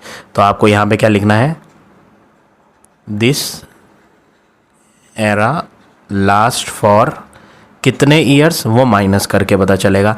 330 BC से लेकर 395 AD तक कितने ईयर्स आए वो माइनस करके पता चलेगा। क्वेश्चन में बोला था AD वाला समय आप प्लस का लो, BC वाला समय आप माइनस का लो और एक माइनस और लगाओ। अब ये 2 माइनस क्यों आए भाई, 2 माइनस क्यों आए।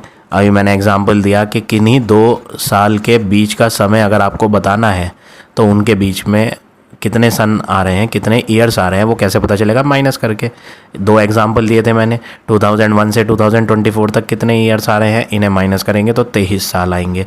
इसी तरह दूसरा एग्जाम्पल दिया था मैंने, 2020 से 2024 तक कितने साल आ रहे हैं, इन्हें माइनस करेंगे तो पता चल जाएगा 4 साल आ रहे हैं। तो माइनस करके तो पता चला ना। तो यहाँ पर भी हमने क्या करा, माइनस करा, ये रहा माइनस। अब ये दूसरा माइनस क्यों आया भाई, ये जो सेकंड माइनस है ये क्यों लगाया, क्योंकि ये जो 330 टाइम था, 330 ये BC वाला टाइम था और क्वेश्चन में बोला है कि BC जो है वो एक नेगेटिव वैल्यू ली जाएगी, ठीक है। तो हमने इसीलिए यहाँ पे माइनस लगाया। अब हम 395 को ऐसे ही लिखेंगे, माइनस और माइनस क्या होता है प्लस 330, और आप जब इन्हें प्लस करोगे तो आपको आंसर मिलेगा 5, 9, 10, 11, 12, 3, 4, 5, 6, 725। तो 725 साल का समय था जब रोमन एरा स्टार्ट हुआ था, ठीक है। स्टार्ट से एंड तक का समय, तो कितने टाइम रूल किया उन्होंने, 725 साल रूल किया। तो इस तरह से आप ये पार्ट नंबर A करेंगे। अब देखें पार्ट नंबर B, ये मैं इरेज कर देता हूँ। पार्ट नंबर बी पार्ट है, Bhaskaracharya born in the year 1114 AD। तो हम यहाँ लिखते हैं भास्कराचार्य बॉर्न इन, इक्वल लगा के लिखेंगे 1114 AD, एंड डाइड इन, वो भी लिखते हैं ही डाइड इन, उनकी मृत्यु हुई थी 1185 AD। अब क्वेश्चन में पूछा है what is his age when he died, आपसे पूछा है उनकी उम्र क्या थी जब उनकी मृत्यु हुई थी। तो आपको भी यही लाइन लिखनी है, his age when he died is. अब आपको करना क्या है, ये AD वाली वैल्यूज़ हैं दोनों, और AD में हम जानते हैं कि सही से सीरियल ऑर्डर में ही चलता है, मतलब छोटा दिखने वाला वैल्यू पहले आती है, 1 AD पहले आया था, 2 AD बाद में। ऐसे ही उनका जन्म जो हुआ था 1114 AD में, ये पहले समय है। ये कौन सा टाइम पीरियड है, अर्ली, जैसे मैंने यहाँ बताया था ना, देखो अर्ली और लेटर, अर्ली मतलब पहले का समय, लेटर मतलब बाद का समय। तो उनका जन्म पहले हुआ था, ये अर्ली पीरियड है, और उनकी मृत्यु बाद में हुई थी, ये लेटर पीरियड है। तो हमें इन दोनों के बीच में कितने साल आते हैं वो पता करना है। तो बस माइनस करना है 1185 को और 1114 को। तो जब आप इनको माइनस करोगे तो आपका आंसर आ जाएगा 71 ईयर्स। आप रफ में इनको माइनस करके देखना, तो आपका आंसर 71 आएगा। इस तरह से आप ये पार्ट नंबर B करेंगे। अब देखते हैं part number C। Turks ruled Egypt in the year 1517 AD। तो हम भी लिखते हैं तुर्क्स रूल्ड इजिप्ट इन, कौन से ईयर में, 1517 AD में रूल किया था। Queen Nefertiti ruled Egypt about 2900 years before the Turks. वो कह रहे हैं क्वीन जो थी नेफर्टिस, उन्होंने रूल्ड कब किया, उन्होंने ruled 2900 years before the Turks.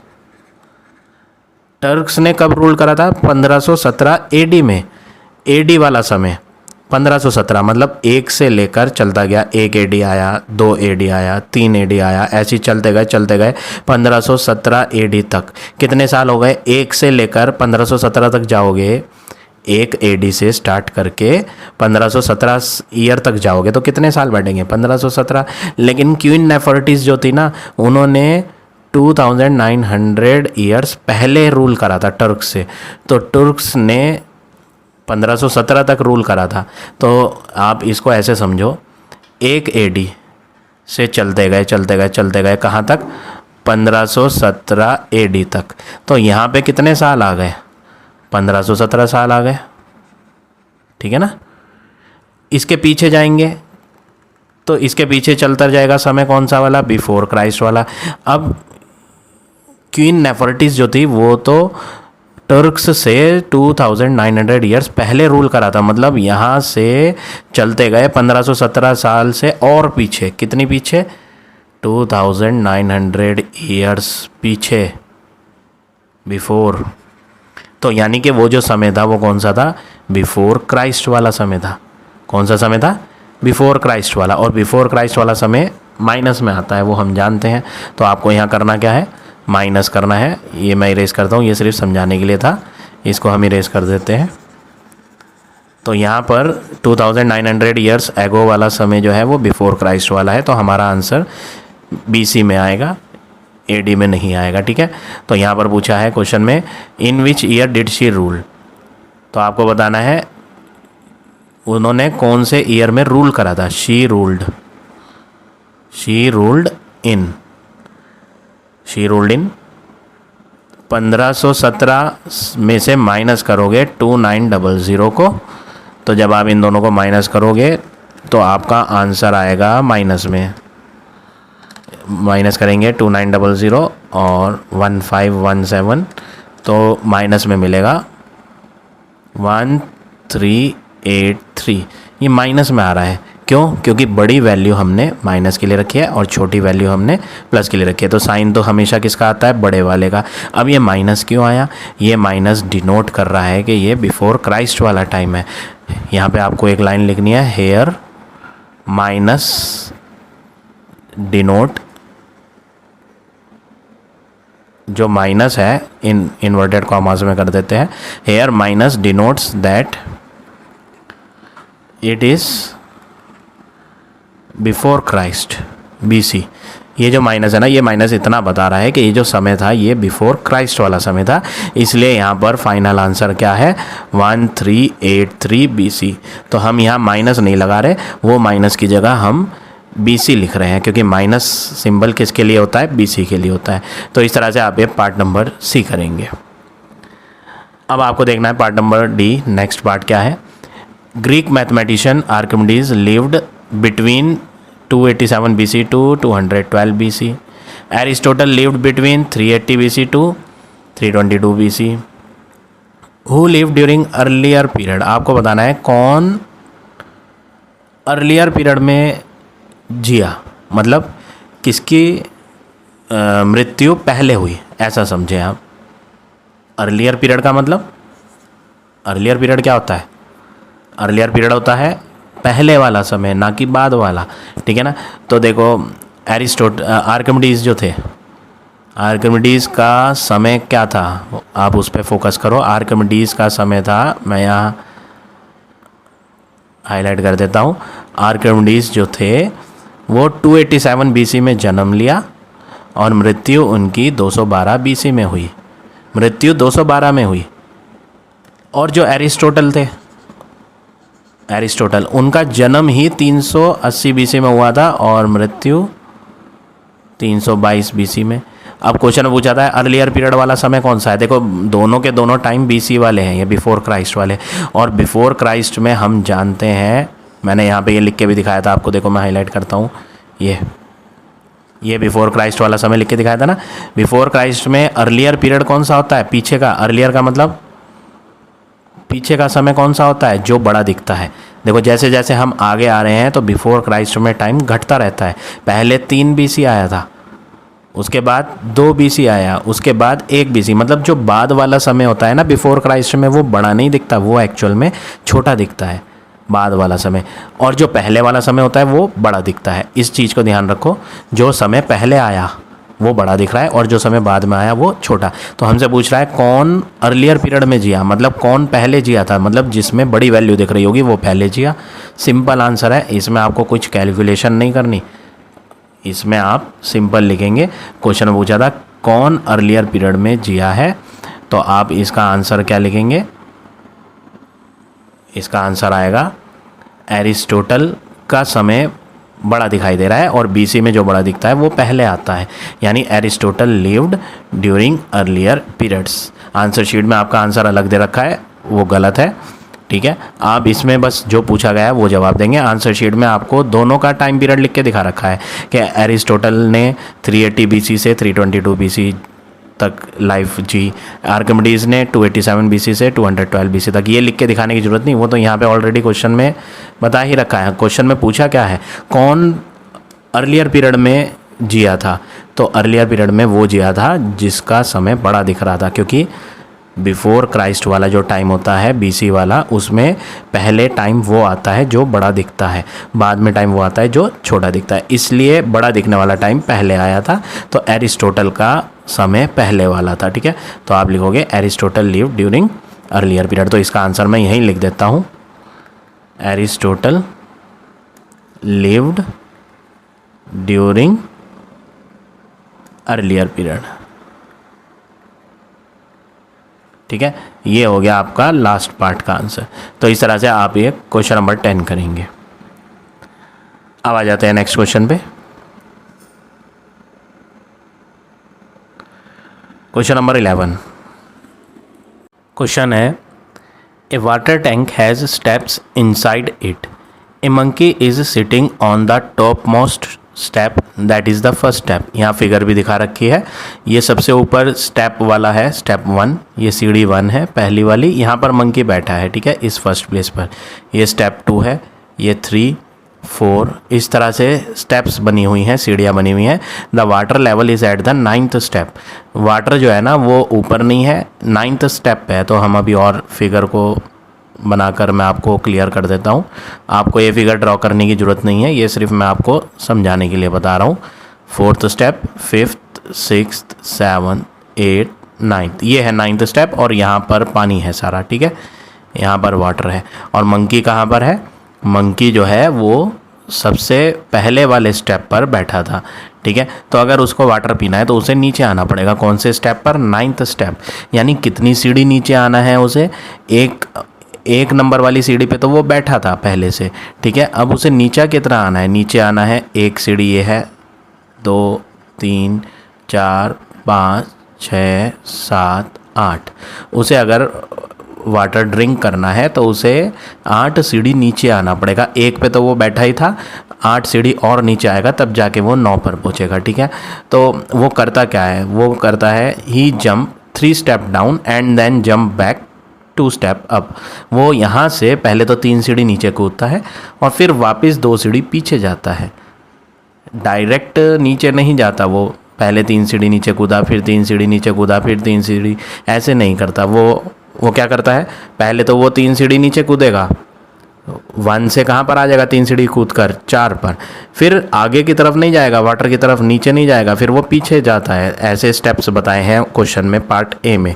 वो कह रहा है he jump 3 step down and then jump back 2 step up in every move. हर मूव में वो यही खेल खेलता है। क्या खेल खेलता है? पहले तो 3 कदम नीचे कूदेगा, 3 जंप नीचे लेगा और 2 जंप फिर बाद में ऊपर लेगा।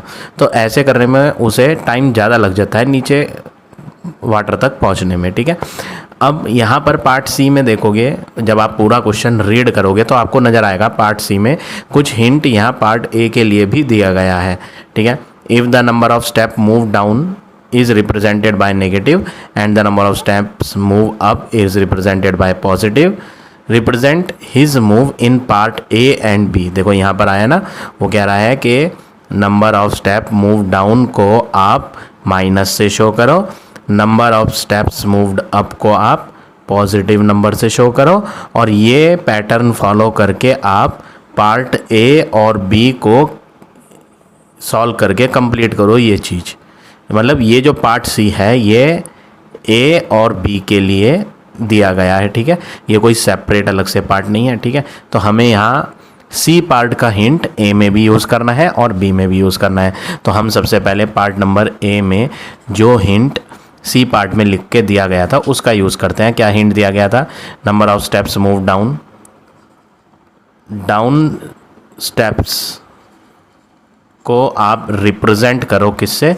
नेगेटिव इंटीजर से, माइनस वाले इंटीजर से। ठीक है, ऐसा क्वेश्चन में कहा है तो हमने भी लिख दिया कि डाउन स्टेप्स अगर मंकी लेगा नीचे की तरफ तो वो नेगेटिव में दिखाएंगे, और अप स्टेप्स, जो स्टेप्स वो मूव्ड करेगा अप ऊपर की तरफ, उसको हम दिखाएंगे पॉजिटिव से। ऐसा यहाँ लिखा है, number of steps moved up is represented by positive. ठीक है, अब स्टेप ए में कोई पार्ट ए में क्या कहा था क्वेश्चन में? पार्ट ए में ये कहा था कि मंकी जो है ना सबसे नंबर 1 सबसे ऊपर वाले स्टेप पे बैठा है और पानी जो है वो 9 पर है, तो उसे पानी पीना है तो वो नीचे 9 वाले स्टेप पे जाएगा, लेकिन डायरेक्ट नहीं जाता। वो क्या करता है? He jump 3 step down and then jump back 2 step up. वो पहले तो 3 कदम नीचे कूदता है, 3 कदम नीचे, तो नीचे डाउन स्टेप को हम किससे दिखाते हैं? माइनस से। तो माइनस का 3, क्योंकि 3 कदम वो कहाँ ले रहा है, डाउन साइड, तो ये डाउन साइड वाले का हो गया, ठीक है। फिर वो क्या करता है, 2 जंप 2 स्टेप अप लेता है, तो उसके लिए अप वाले में हमें क्या लेना है, प्लस, तो 2 स्टेप्स ऊपर की तरफ, ठीक है। फिर दोबारा से वो यही रिपीट करता है, क्या करता है, 3 स्टेप डाउन लेगा, डाउन के लिए माइनस, फिर 2 स्टेप अप, मतलब 1 से 3 स्टेप नीचे कूदा तो 4 पे आया, 4 पे कूदने के बाद वो आगे की तरफ, नीचे की तरफ ना जा करके पीछे कूदता है, यहाँ 2 स्टेप पीछे। फिर यहाँ से क्या करता है, वो यहाँ से फिर जंप लगाता है 3 स्टेप नीचे यहाँ, फिर 2 स्टेप क्या करता है पीछे, फिर 3 स्टेप आगे कूदेगा नीचे की तरफ, फिर 2 स्टेप, तो यही करता रहता है वो, ठीक है। तो हमें यहाँ पर जो क्वेश्चन में पार्ट सी में हिंट दिया था उसका यूज़ करना है। तो ये फिगर आपको बना के दिखाने की ज़रूरत नहीं, बस आप ये देखो कि 3 स्टेप डाउन लिए थे सबसे पहले तो माइनस में दिखाया, फिर 2 स्टेप उसने ऊपर लिए थे तो प्लस के लिए दिखाया, फिर -3 करें क्योंकि वो 3 स्टेप नीचे फिर दोबारा कूदता है, फिर 2 स्टेप ऊपर कूदता है, फिर 3 स्टेप नीचे, फिर 2 स्टेप ऊपर, फिर 3 स्टेप नीचे, फिर 2 स्टेप ऊपर। ऐसा कब तक करता है, जब तक वो पहली सीढ़ी से 9वीं सीढ़ी पे ना पहुंच जाए। तो पहली सीढ़ी से 9वीं सीढ़ी पे आने के लिए कितनी सीढ़ियां आ रही हैं, 8 सीढ़ियां नीचे आना है उसे। वो यहाँ से नीचे की तरफ आएगा, कितनी स्टेप्स डाउन, 8 स्टेप्स डाउन। तो हमने यहाँ कुछ वैल्यूज़ ली हैं, पहले -3 ली क्योंकि वो नीचे आ रहा था, फिर +2 ली क्योंकि वो 2 स्टेप ऊपर गया था। अब हमें ये सॉल्व करके देखना है कि 8 सीढ़ी नीचे, मतलब -8 आ भी रहा है या नहीं। देखो इन्हें सॉल्व करके क्या आएगा, अगर आप इन्हें सॉल्व करोगे तो -1, इन्हें सॉल्व करोगे तो -1, इन्हें सॉल्व करोगे तो -1, इन्हें सॉल्व करोगे तो -1, और लो -3 + 2, इन्हें सॉल्व करोगे तो -1। ये कितने हो गए, 1 2 3 4 5 ये हो गए। अगर मैं इन्हें जोड़ूंगा ना तो ये -5 बैठेंगे। इसके बाद +2 के बाद कौन सा स्टेप आएगा, -3। एक पैटर्न ही तो फॉलो करेंगे ना। पैटर्न क्या है, पहले 3 स्टेप वो नीचे कूदता है, फिर 2 स्टेप ऊपर कूदता है, फिर 3 स्टेप नीचे, ऐसे 3 स्टेप नीचे 2 स्टेप ऊपर, फिर 3 स्टेप नीचे, फिर 2 स्टेप ऊपर, फिर 3 नीचे, फिर 2 ऊपर, ऐसे वो करता रहता है। कब तक, जब तक -8 ना बन जाए, ठीक है। तो देखो आप जब इन्हें सॉल्व करके देखोगे ना, -3 + 2 क्या होता है, -1, ऐसे ही -3 + 2 क्या होगा, -1, ये भी -3 + 2 क्या होगा, -1। अगर ऐसे दिक्कत लग रही है तो एक एक करके जोड़ लो आप। कैसे जोड़ लो एक एक करके, देखो -3 + 2 -1, -1 और -3 क्या हो गया, -4, -4 और +2 क्या होता है, -2, -2 और -3 क्या होता है, -5, -5 और +2 क्या होगा, -3, -3 और -3 -6, -6 में +2 करेंगे तो -4, -4 में -3 करेंगे तो -7, -7 में +2 करेंगे तो -7 + 2 होता है -5, -5 और -3 करेंगे तो बन जाएगा आंसर -8। आ गया ना -8। तो अब हमें क्वेश्चन में क्या पूछा गया था ये देखते हैं। ये लिख के नहीं दिखाना, ये तो मैंने आपको बस सॉल्व करके बताया था कि ये आ क्या रहा है, ठीक है। ये सब बनाने की ज़रूरत नहीं, हमें आंसर -8 ला के दिखाना था तो वो हमने -8 ला कर दिखा दिया, ठीक है। ये भी नहीं लिखना डाउन। तो -8 कैसे आया, मंकी पहले 3 स्टेप नीचे कूदता है तो माइनस में दिखाया, फिर 2 स्टेप ऊपर कूदता है तो ऊपर वाला प्लस से दिखाया। ऐसे ही चलाते गए जब तक इन्हें सॉल्व करके -8 नहीं आ गया। -8 का क्यों, -8 क्यों ला रहा हूँ मैं, क्योंकि उसे पहली सीढ़ी से 8 सीढ़ी नीचे आना था पानी पीने के लिए। तो 8 सीढ़ी नीचे का मतलब आंसर -8 आना चाहिए। तो क्वेश्चन में पूछा है how many jump will he reach the water level. आपको बताना है कि वो कितनी जंप्स में पानी पर पहुँचेगा। तो कितनी जंप ली, देखो पहली जंप ये है, जब वो पहली सीढ़ी से कहाँ कूदा था, 3 सीढ़ी नीचे 4 पर, तो पहली जंप यहाँ थी, दूसरी जंप, तीसरी जंप, चौथी जंप, 5 6 7 8 9 10 11, टोटल कितनी जंप ली, 11 जंप्स। तो आप यहाँ लिखोगे पार्ट ए में, in 11 jumps he will reach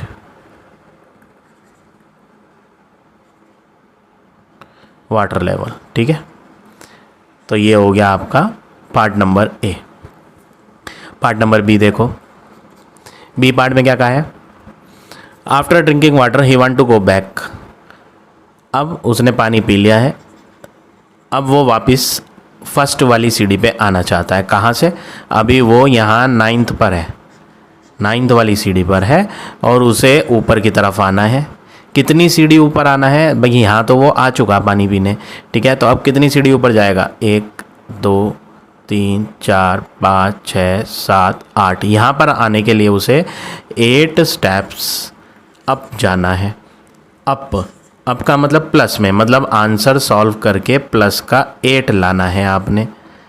आपको आंसर सॉल्व करके क्या लाना है? प्लस का 8। क्यों प्लस का 8 लाना है? क्योंकि वो अभी 9वीं वाली सीढ़ी पर है और उसे ऊपर की तरफ जाना है 8 सीढ़ियाँ, तो इसलिए प्लस का 8 चाहिए आंसर। अब क्वेश्चन में क्या बोला है? After drinking water he want to go back, for this he jump 4 step up. तो वो ऐसे यहाँ से 9वीं सीढ़ी से ऊपर जाने के लिए वो क्या करता है? 4 स्टेप ऊपर जाएगा, तो प्लस का 4। फिर and then he jump back 2 step down, और फिर वो 2 स्टेप नीचे जाता है, तो माइनस का 2। फिर वो 4 स्टेप कहाँ जाता है? ऊपर। यहाँ बोला है ना इन एवरी मूव, क्या बोला है उन्होंने? ही जंप, वो जंप करता है 4 सीढ़ी ऊपर की तरफ और फिर जंप करता है 2 सीढ़ी नीचे की तरफ हर मूव में। हर मूव में मतलब जब तक वो सबसे ऊपर पहली सीढ़ी पे ना पहुंच जाए वो यही करता रहता है। क्या? 4 सीढ़ी ऊपर 2 सीढ़ी नीचे, फिर प्लस के 4 क्योंकि 4 सीढ़ी ऊपर, फिर 2 सीढ़ी नीचे, फिर 4 सीढ़ी ऊपर, ऐसे ही चलता जाता है। कब तक? जब तक के आंसर प्लस का 8 ना आ जाए। तो हम चेक करते हैं सॉल्व करके। 4 माइनस 2 क्या होता है? 4 माइनस 2 होता है प्लस का 2। प्लस का 2 और प्लस का 4 क्या होता है? प्लस का 6। प्लस के 6 में माइनस 2 करेंगे तो प्लस का 4। प्लस के 4 में प्लस का 4 करेंगे तो प्लस का 8 आ जाएगा। तो कितने स्टेप हो गए यहाँ पर प्लस 8 लाने के लिए? वो आपको काउंट करने हैं। वही इसकी जंप है जो मंकी ने ली हैं जंप्स। कितनी जंप हुई? 1 2 3 4 5। तो क्वेश्चन में पूछा था in how many jump will he reach back to the top step. तो आप क्या लिखोगे? इन 5 jumps he will reach to top, ठीक है ना। तो कितनी जंप हुई? 1 2 3 4 5। उसे 5 जंप लेनी पड़ेंगी तब जाके वो 8 सीढ़ी ऊपर चढ़ के बिल्कुल फर्स्ट वाली सीढ़ी पे पहुंच जाएगा, ठीक है। तो ये हो गया आपका पार्ट नंबर बी। अब पार्ट नंबर सी क्या है? पार्ट नंबर सी में स्टार्टिंग का जो काम था ये तो हम ऑलरेडी सॉल्व कर चुके हैं। उन्होंने कहा था ये फिल इन द ब्लैंक पूरा करो, और ये हम ऑलरेडी यहाँ पार्ट ए और बी में दिखा चुके हैं। ये वाला देखो, ये जो है -3 + 2 minus dash is equal to -8, वो ये रहा। -3 + 2 -3 + 2, ये तो आपको डैश दिया था, वो डैश आपने यहाँ फिल कर लिया है ऑलरेडी। तो वो डैश कौन सा है मैं यहाँ दिखा देता हूँ, ये वाला। ये इतना वर्क आपसे फिलअप में भरवाने के लिए कहा गया था, देखो यहाँ इस प्लेस पर, ठीक है। तो ये वाला तो हो गया इस फर्स्ट पार्ट का आंसर, और ये जो सेकंड है वो ये वाला है, यहाँ से ये फिलअप है आपका, ठीक है। देखो प्लस का 4 माइनस का 2, ये रहा प्लस का 4 माइनस का 2, फिर प्लस डैश डैश डैश आ रहा है आगे, तो ये डैश में ये आने हैं, तब जाके इक्वल टू में आंसर क्या आएगा? प्लस का 8, ठीक है। अब यहाँ पर अगली लाइन, लास्ट लाइन क्या कही है वो पढ़ लेते हैं। In the first part the sum -8 represent going down by 8 step. वो कह रहा है ये जो आपने फर्स्ट पार्ट किया है इसमें जो माइनस का 8 आया है ना, ये माइनस का 8 ये रिप्रेजेंट कर रहा है कि आपको डाउन जाना है 8 स्टेप। डाउन क्यों? क्योंकि इसमें माइनस है, तो माइनस साइन बता रहा है, माइनस सिंबल बता रहा है कि डाउन साइड जाना है मंकी को, नीचे की तरफ आना है। कितने step? 8 step. So what will be the sum 8 in second part represent. तो ये जो आपने पार्ट सेकेंड करा था इसमें जो 8 था ये क्या रिप्रेजेंट कर रहा है? इसमें साइन देखो क्या है, इसमें साइन है प्लस का, तो प्लस का साइन क्या बताएगा? तो आपको यहाँ लिखना है जो क्वेश्चन में पूछा गया था, सम 8, जो सम 8 है कौन से पार्ट में? सेकेंड पार्ट में। रिप्रेजेंट, वो रिप्रेजेंट कर रहा है 8 स्टेप्स अप, ऊपर की साइड। क्यों? क्योंकि भैया -8 बता रहा था 8 स्टेप डाउन, माइनस के सिंबल की वजह से डाउन आया 8 सीढ़ी। तो यहाँ पे प्लस का सिंबल है, तो प्लस का सिंबल क्या बताएगा? प्लस का सिंबल बताएगा 8 ही स्टेप ऊपर की तरफ। बस ये आंसर हो गया। तो इस तरह से आप ये क्वेश्चन नंबर 11 करेंगे। अब आ जाते हैं नेक्स्ट क्वेश्चन पे। Question number 12, the table given below show the freezing point in degree Fahrenheit. F stands for Fahrenheit. ये एक यूनिट होती है टेम्परेचर को नापने की। एक होती है यूनिट डिग्री सेल्सियस। टेम्परेचर, किसी भी बॉडी का टेम्परेचर, अगर तापमान टेम्परेचर नापना होता है तो या तो वो डिग्री सेल्सियस में नापा जाता है या वो डिग्री फ़ारेनहाइट में नापा जाता है। ठीक है, यहाँ पर एक फार्मूला लिख कर दिया गया है आपको, इस फार्मूले का यूज़ करना है। डिफरेंट गैसेस के नाम दिए हैं और डिफरेंट गैसेस का फ्रीजिंग पॉइंट डिग्री फ़ारेनहाइट में बता रखा है। देखो आपको यहाँ क्या करना है, सबसे पहले हाइड्रोजन हेडिंग डालनी है। हाइड्रोजन हेडिंग डालनी है, डिग्री फ़ारेनहाइट में माइनस का 435 है, यानी F की वैल्यू आपको माइनस की 435 लेनी है इस फॉर्मूले में। और डिग्री C में यहाँ क्या आएगा वो आपको पता करना है। तो आप ये फार्मूला लिखोगे, C = 5/9 ब्रैकेट F - 32। ये फार्मूले का यूज़ करेंगे। 5/9 ब्रैकेट F की वैल्यू आप लोगे माइनस का 435 फिर -32। तो आपने यहाँ करना क्या है, सिंपल फार्मूला लिखने के बाद जहाँ F था वहाँ F की वैल्यू रख देनी है, बस इतना करना है।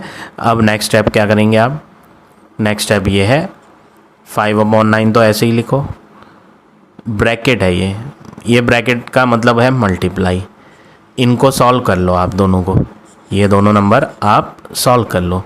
इन्हें आप सॉल्व करोगे, दोनों के साइन क्या है, माइनस है, तो जब दोनों के साइन माइनस है तो आंसर बड़े वाले का साइन लगेगा।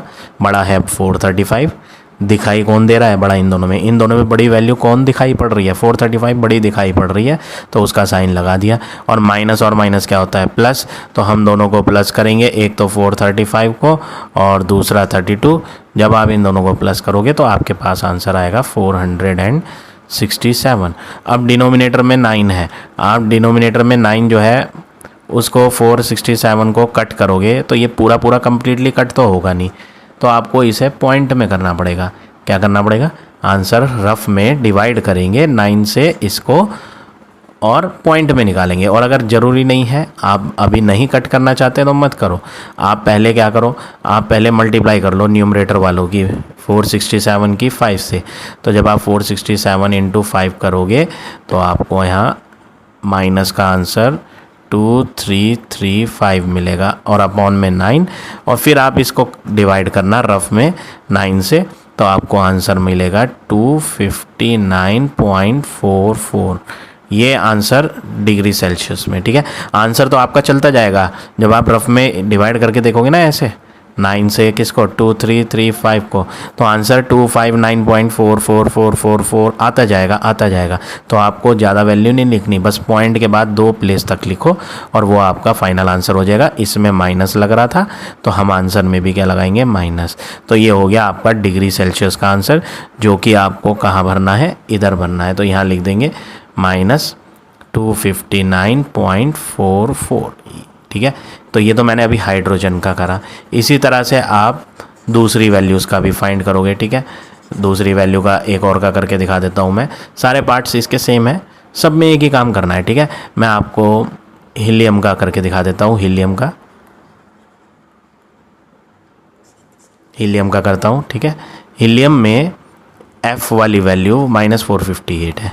F = माइनस का 458 और फार्मूला है डिग्री सेल्सियस = ये दिया था ना फार्मूला, क्या है फार्मूला, 5/9 ब्रैकेट F - 32, जिसमें हम F की वैल्यू हटा देंगे और यहाँ पुट कर देंगे। F की वैल्यू मतलब F की प्लेस पर रख देंगे यहाँ। ठीक है, बाकी सारा वर्क ऐसे ही लिखेंगे, 5/9 ऐसी, ब्रैकेट ऐसी, -32 ऐसी, बस F हटाकर माइनस का 458 लेना है।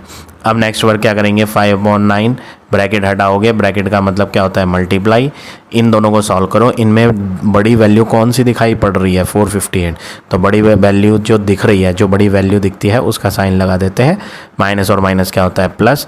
तो आप 458 को और 32 को प्लस करोगे तो आपका आंसर बनेगा 490। नेक्स्ट वर्क आपने क्या करना है, इसमें साइन है प्लस, इसमें साइन है माइनस, तो प्लस और माइनस माइनस आएगा, जैसे यहाँ भी करा था हमने, प्लस इसमें था माइनस इसमें था, प्लस और माइनस माइनस। ठीक है, 5 की मल्टीप्लाई 490 से करेंगे तो आपका आंसर बनेगा 2450 और अपॉन में क्या है 9। अब हम इन्हें रफ में डिवाइड करके देखेंगे, तो जब आप रफ में इन्हें डिवाइड करोगे ना तो आंसर बनेगा, माइनस साइन तो ऐसे ही लगेगा, ये इन्हें रफ में डिवाइड करके देखोगे तो आंसर बनेगा 272.22 और चलता जाएगा, आता रहेगा। बट आप तो पॉइंट के बाद बस 2 डिजिट तक लिखोगे, उसके बाद छोड़ दोगे। तो यहाँ पर हीलियम का आंसर हो गया माइनस का 272.22। ठीक है, तो इस तरह से आप ये 12th के सारे करेंगे। मैंने आपको सिर्फ 2 के करके दिखाए, हाइड्रोजन की वैल्यू निकाल के दिखाई और हीलियम की वैल्यू निकाल के दिखाई। ऐसे ही आप आर्गन की भी निकालोगे, ऑक्सीजन की भी, क्रिप्टन की भी, सबकी निकालोगे। ठीक है, एक ही फार्मूला यूज़ करना है, बस वहाँ पर आपको F की वैल्यू पुट करनी है और कुछ नहीं करना बस। बाकी तो सिंपल वर्क है, सिंपल कैलकुलेशन है, प्लस माइनस मल्टीप्लाई डिवाइड वो सब आप जानते हैं। ठीक है, तो इस तरह से आप ये क्वेश्चन नंबर 12 के सारे पार्ट करेंगे। अब आ जाते हैं नेक्स्ट पे।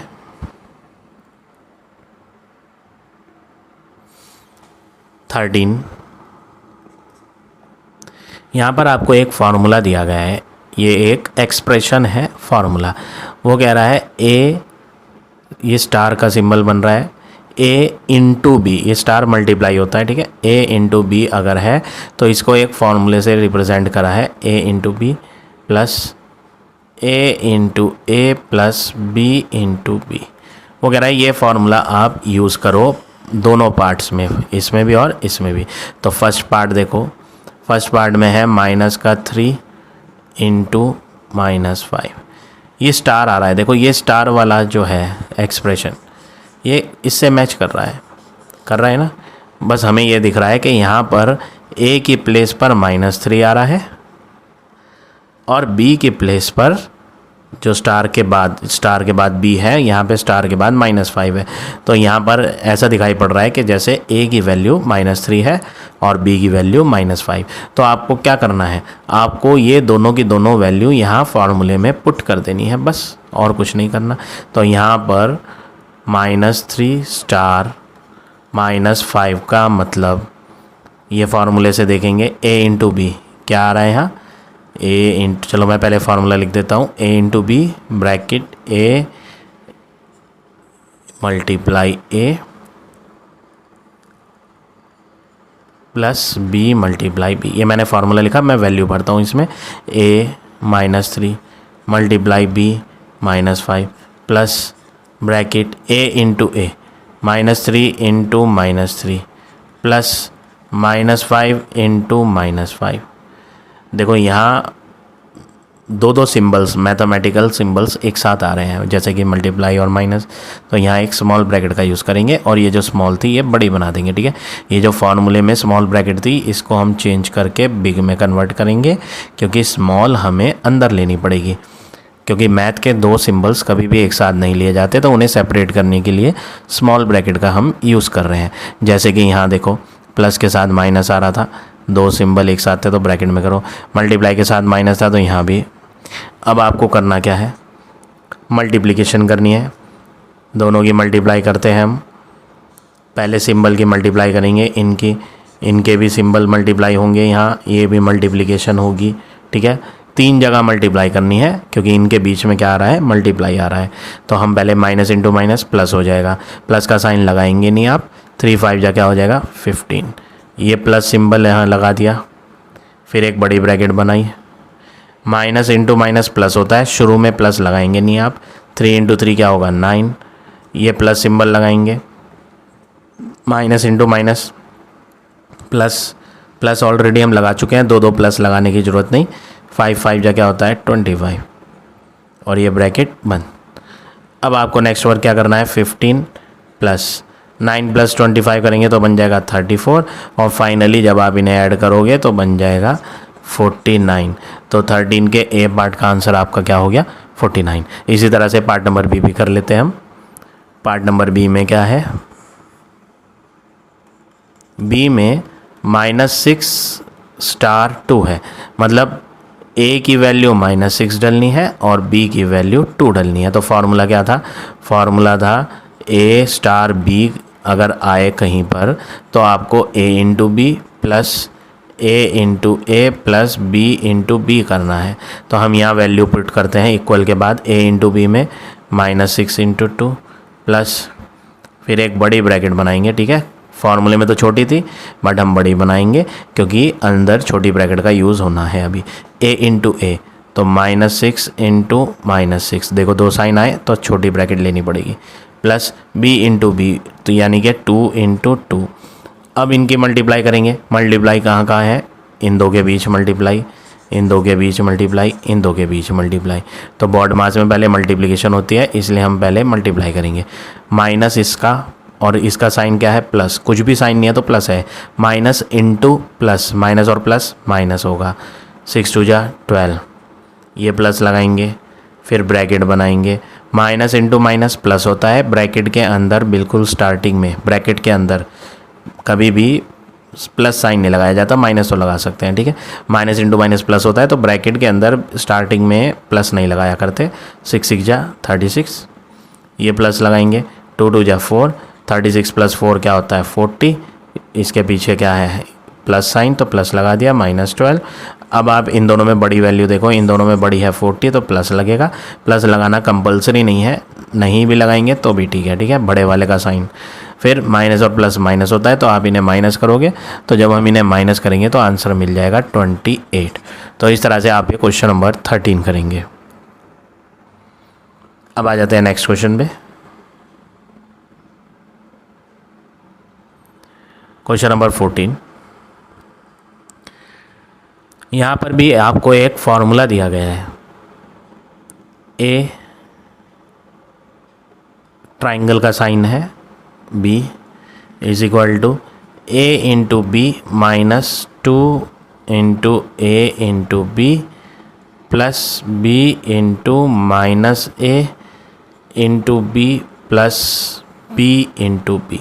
ये एक फार्मूला है जो हमें यहाँ यूज़ करना है, ठीक है। अब क्वेश्चन क्या है, पार्ट नंबर ए, ये ए पार्ट नंबर ए में है 4 और बीच में ट्राइंगल का साइन और ये -3। ये जो ट्राइंगल का सिंबल है, ट्राइंगल के सिंबल के लेफ़्ट पे आने वाला ए है और राइट हैंड पे आने वाला बी है, यानी ये वैल्यू ए की है, ट्राइंगल ये वैल्यू बी की है। तो फॉर्मूला जो है यहाँ पर आपको ए और बी की वैल्यू भरनी है, ए में 4 और बी में -3, साइन नहीं छोड़ेंगे, बी का साइन क्या है -3 तो माइनस ही लेंगे, ठीक है।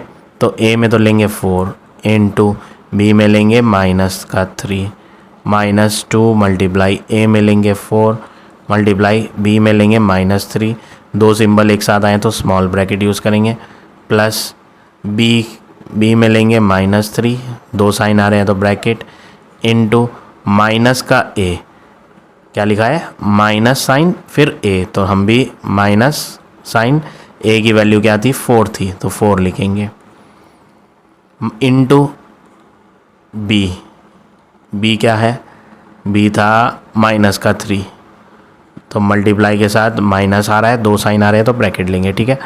फिर आया प्लस बी मल्टीप्लाई बी क्या है -3 तो -3 मल्टीप्लाई -3, दो साइन आ रहे हैं तो ब्रैकेट, यहाँ भी दो साइन आ रहे हैं तो ब्रैकेट, ठीक है। अब हमने वैल्यूज़ तो पुट कर दी हैं, अब इनकी मल्टीप्लिकेशन देखनी है, इन दोनों के बीच में मल्टीप्लाई, इन 3 के बीच में मल्टीप्लाई है, यहाँ भी 3 के बीच में मल्टीप्लाई है, सब नंबर्स के बीच में आपको मल्टीप्लाई दिखेगा, यहाँ इन दो के बीच में मल्टीप्लाई, इन दो के बीच में कहीं मल्टीप्लाई नहीं आ रहा, देखो क्या इन दो के बीच में कहीं मल्टीप्लाई दिखा, नहीं, क्या इन दो के बीच में कहीं मल्टीप्लाई आया, नहीं, यहाँ आया कहीं मल्टीप्लाई, नहीं, तो इनके बीच में मल्टीप्लाई नहीं है, बाकी सबके बीच में क्या है मल्टीप्लाई। तो हमें अब मल्टीप्लाई करना है, सबसे पहले बॉड मास में पहले मल्टीप्लिकेशन होती है, 4 इंटू -3 करेंगे तो साइन प्लस और माइनस, -4 3 जा 12, इन तीनों की माइनस करनी है तो कितने माइनस आ रहे हैं गिनो, एक 2 में है माइनस और एक 3 में है माइनस, कितने टाइम्स माइनस आया 2 टाइम्स माइनस आया, तो इवन होता है 2, इसलिए आंसर में प्लस लगेगा। आप सिंपल याद रखो -2 टाइम आएगा जो कि एक इवन वैल्यू है तो प्लस होगा, -4 टाइम्स आएगा 4, 1 2 3 4, वो भी 4 भी क्या है, एक इवन है तो प्लस आएगा। -3 टाइम है, ऑड है 3, तो आंसर में माइनस आता है। मल्टीप्लिकेशन में, मल्टीप्लाई में होता है ये चीज़, ठीक है। जब हम मल्टीप्लाई करते हैं तो आपको माइनस को गिनना है। 2 माइनस है, 2 एक इवन नंबर है तो आंसर प्लस का आएगा। 4 2 जा 8, 8 3 जा 24। इनको करते हैं तीनों को मल्टीप्लाई। माइनस कितनी बार है देखो, 1 2 3, 3 बार माइनस है और माइनस 3 बार आ रहा है। 3 एक ऑड है तो ऑड में माइनस लगा करता है। 3 4 जा 12, 12 3 जा 36। इनकी देखें माइनस कितने बार आ रहे हैं, 1 2, 2 बार आ रहा है। 2 में इवन नंबर है, 2 एक प्लस लगेगा 2 में। 3 3 जा क्या होगा, 9। अब आपको नेक्स्ट वर्क क्या करना है, मल्टीप्लिकेशन तो हो चुकी। इन दो का आंसर देखो, साइन तो बड़े वाले का लगा दो, माइनस और प्लस माइनस होता है तो माइनस कर दो।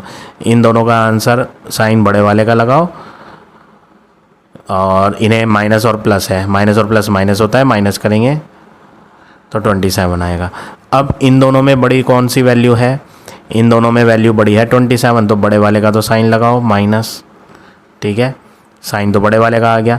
अब प्लस और माइनस क्या होता है, माइनस, तो आप इन्हें माइनस करोगे 27 को और 12 को, तो आंसर आपका क्या मिलेगा, 15, माइनस का 15। तो ये हो गया आपका पार्ट नंबर ए। आंसर शीट में आपका 129 दिया है तो वो आप करेक्ट कर लेंगे, वो गलत है, ठीक है। अब आ जाते हैं नेक्स्ट पे, पार्ट नंबर बी।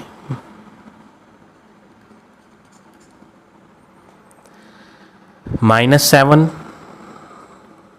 फिर ट्राइंगल का सिंबल है, फिर -1। फॉर्मूला क्या था, फॉर्मूला था a triangle B is equal to, a की वैल्यू क्या दिखाई दे रही है, -7, और बी की वैल्यू क्या दिखाई दे रही है यहाँ -1। तो हमें ए में तो -7 लिखना है और बी में -1 लिखना है। तो आपको जो फार्मूला दिया गया था वो फार्मूला यूज़ करेंगे। फार्मूला क्या है, A triangle B is equal to A into B. देखो ये फार्मूला था ना, ये मैंने यहाँ लिख रखा है। इसी फार्मूले में आपको वैल्यूज़ अब पुट करनी है ए और बी की। पिछले पार्ट में ए और बी की वैल्यू कुछ और डली थी, अब नई वैल्यूज़ डलेंगे, ठीक है। तो सबसे पहले ए इंटू बी आ रहा है, ए इंटू बी यानी -7 इंटू बी की वैल्यू -1। ब्रैकेट क्यों लगाई, क्योंकि दो सिंबल, इधर ब्रैकेट लगाई मैंने, नहीं भी लगाएंगे तो चल जाएगा, यहाँ कोई फ़र्क नहीं पड़ता, बट इधर तो ब्रैकेट ज़रूर लगानी पड़ेगी क्योंकि माइनस और मल्टीप्लाई दो साइन एक साथ आ रहे हैं, ठीक है। तो ए इंटू बी हो गया। अब आगे बढ़ते हैं, -2ab है, -2ab, -2 मल्टीप्लाई ए की वैल्यू मल्टीप्लाई बी की value plus B into -a into B, ये लिखना है, प्लस बी -1 इंटू ब्रैकेट में क्या था, -a, तो एक माइनस यहाँ लगा हुआ है वो लगा दिया, और a की वैल्यू में खुद एक माइनस है, दो माइनस आ गए। ध्यान दें, एक a की वैल्यू में माइनस है और एक फार्मूले में a के साथ भी माइनस है, तो कितने माइनस हो रहे हैं, एक माइनस फार्मूले वाला ये आ गया और एक माइनस वैल्यू वाला ये आ गया, दो माइनस लगाए मैंने, ठीक है। आगे बढ़ते हैं, इनटू बी की वैल्यू क्या है, -1,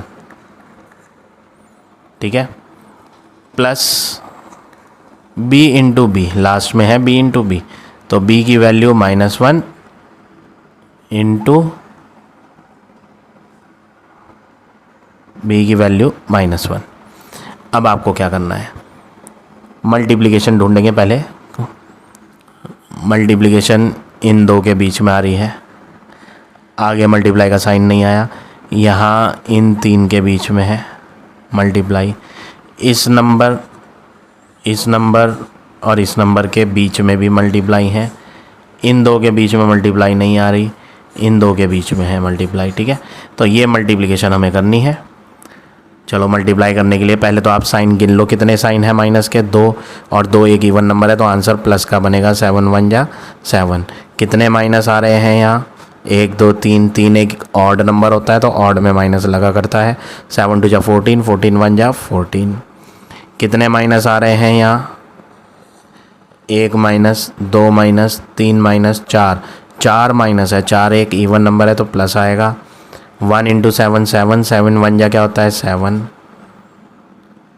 अब आगे कितने माइनस आ रहे हैं, 2 माइनस हैं बस। 2 एक इवन नंबर है तो प्लस आएगा। 1 इंटू 1 क्या होता है 1। अब आप इनको सॉल्व करोगे, जब आप इनको सॉल्व करोगे तो आंसर क्या आएगा, साइन तो बड़े वाले का लगेगा, साइन किसका लगेगा, बड़ी डिजिट का, और प्लस और माइनस क्या होता है माइनस, तो आप इन्हें माइनस करोगे तो 7 आएगा। आगे क्या है +7 +1, ठीक है।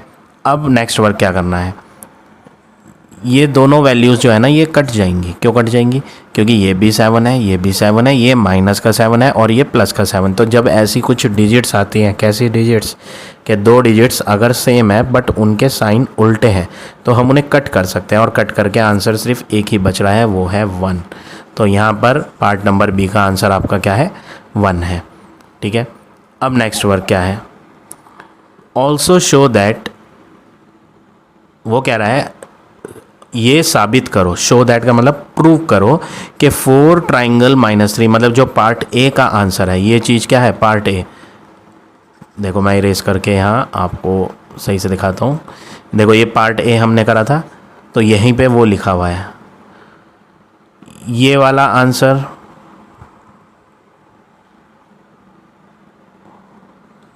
इसका उल्टा है। वो कह रहा है साबित करो, क्या साबित करो कि 4 ट्राइंगल -3 निकाला जाए या -3 ट्राइंगल 4 निकाला जाए, आंसर इक्वल नहीं आएगा। वो ये कह रहा है ये साबित करो। तो देखो मैंने एक पार्ट तो आपको ये करके दिखाया, ये निकाला था ना, क्या निकाला था हमने 4 ट्राइंगल -3। जैसे ये फाइंड करा था उसी तरह सेम वे में आप ये चीज़ फाइंड करो, -3 ट्राइंगल 4 जो यहाँ उसने कहा है, ठीक है। तो आपको अब यहाँ फाइंड क्या करना है, आपको -3 ट्राइंगल का साइन 4, जिसमें आप a की वैल्यू -3 लोगे और b की वैल्यू 4 लोगे और आंसर फाइंड करोगे। वो आंसर जो आप फाइंड करोगे इसी तरह सेम वे में, तो वो यहाँ तो आया था -15 बट वहाँ कुछ और आना चाहिए, नॉट इक्वल टू का साइन है ना, तो नॉट इक्वल टू ही आना चाहिए, ठीक है। इसी तरह ये वाला वर्क भी करना है आपने। ये वाला वर्क -7 ट्राइंगल -1, ये हमें फाइंड करने की ज़रूरत नहीं क्योंकि ये हमने ऑलरेडी पार्ट नंबर बी में कर लिया है। बस हमें अब जो फाइंड करना है वो ये वाला वर्क फाइंड करना है, ठीक है। इसको हम फाइंड नहीं करेंगे क्योंकि ये हमने ऑलरेडी यहाँ बी पार्ट में फाइंड कर लिया था। तो हमें यहाँ अब ट्राइंगल किस किस के बीच में है, -1 और -7 के, मतलब a की वैल्यू -1 रखी जाएगी और b की वैल्यू -7। जैसे हमने यहाँ ये 2 पार्ट करे थे उसी तरह सेम वे में हमें अब ये 2 भी फाइंड करने हैं, ठीक है। जब ये 2 फाइंड हो जाएंगे तो आंसर चेक करना है कि यहाँ भी इक्वल नहीं होना चाहिए। किसका आंसर, जो आपने पार्ट नंबर बी में यहाँ फाइंड किया था उसका आंसर इस वाले आंसर से जो आप यहाँ सॉल्व करोगे उससे अलग होना चाहिए, डिफरेंट। बस ये देखना है हमें और कुछ नहीं। तो सेम वे में आप ये दोनों भी करेंगे, ठीक है। तो now this exercise is over. I hope आज का पढ़ाया हुआ टॉपिक आप सबको समझ आ गया होगा। If you like my way of teaching then please like, comment और शेयर ज़रूर करें। In the next video I will give you next exercise.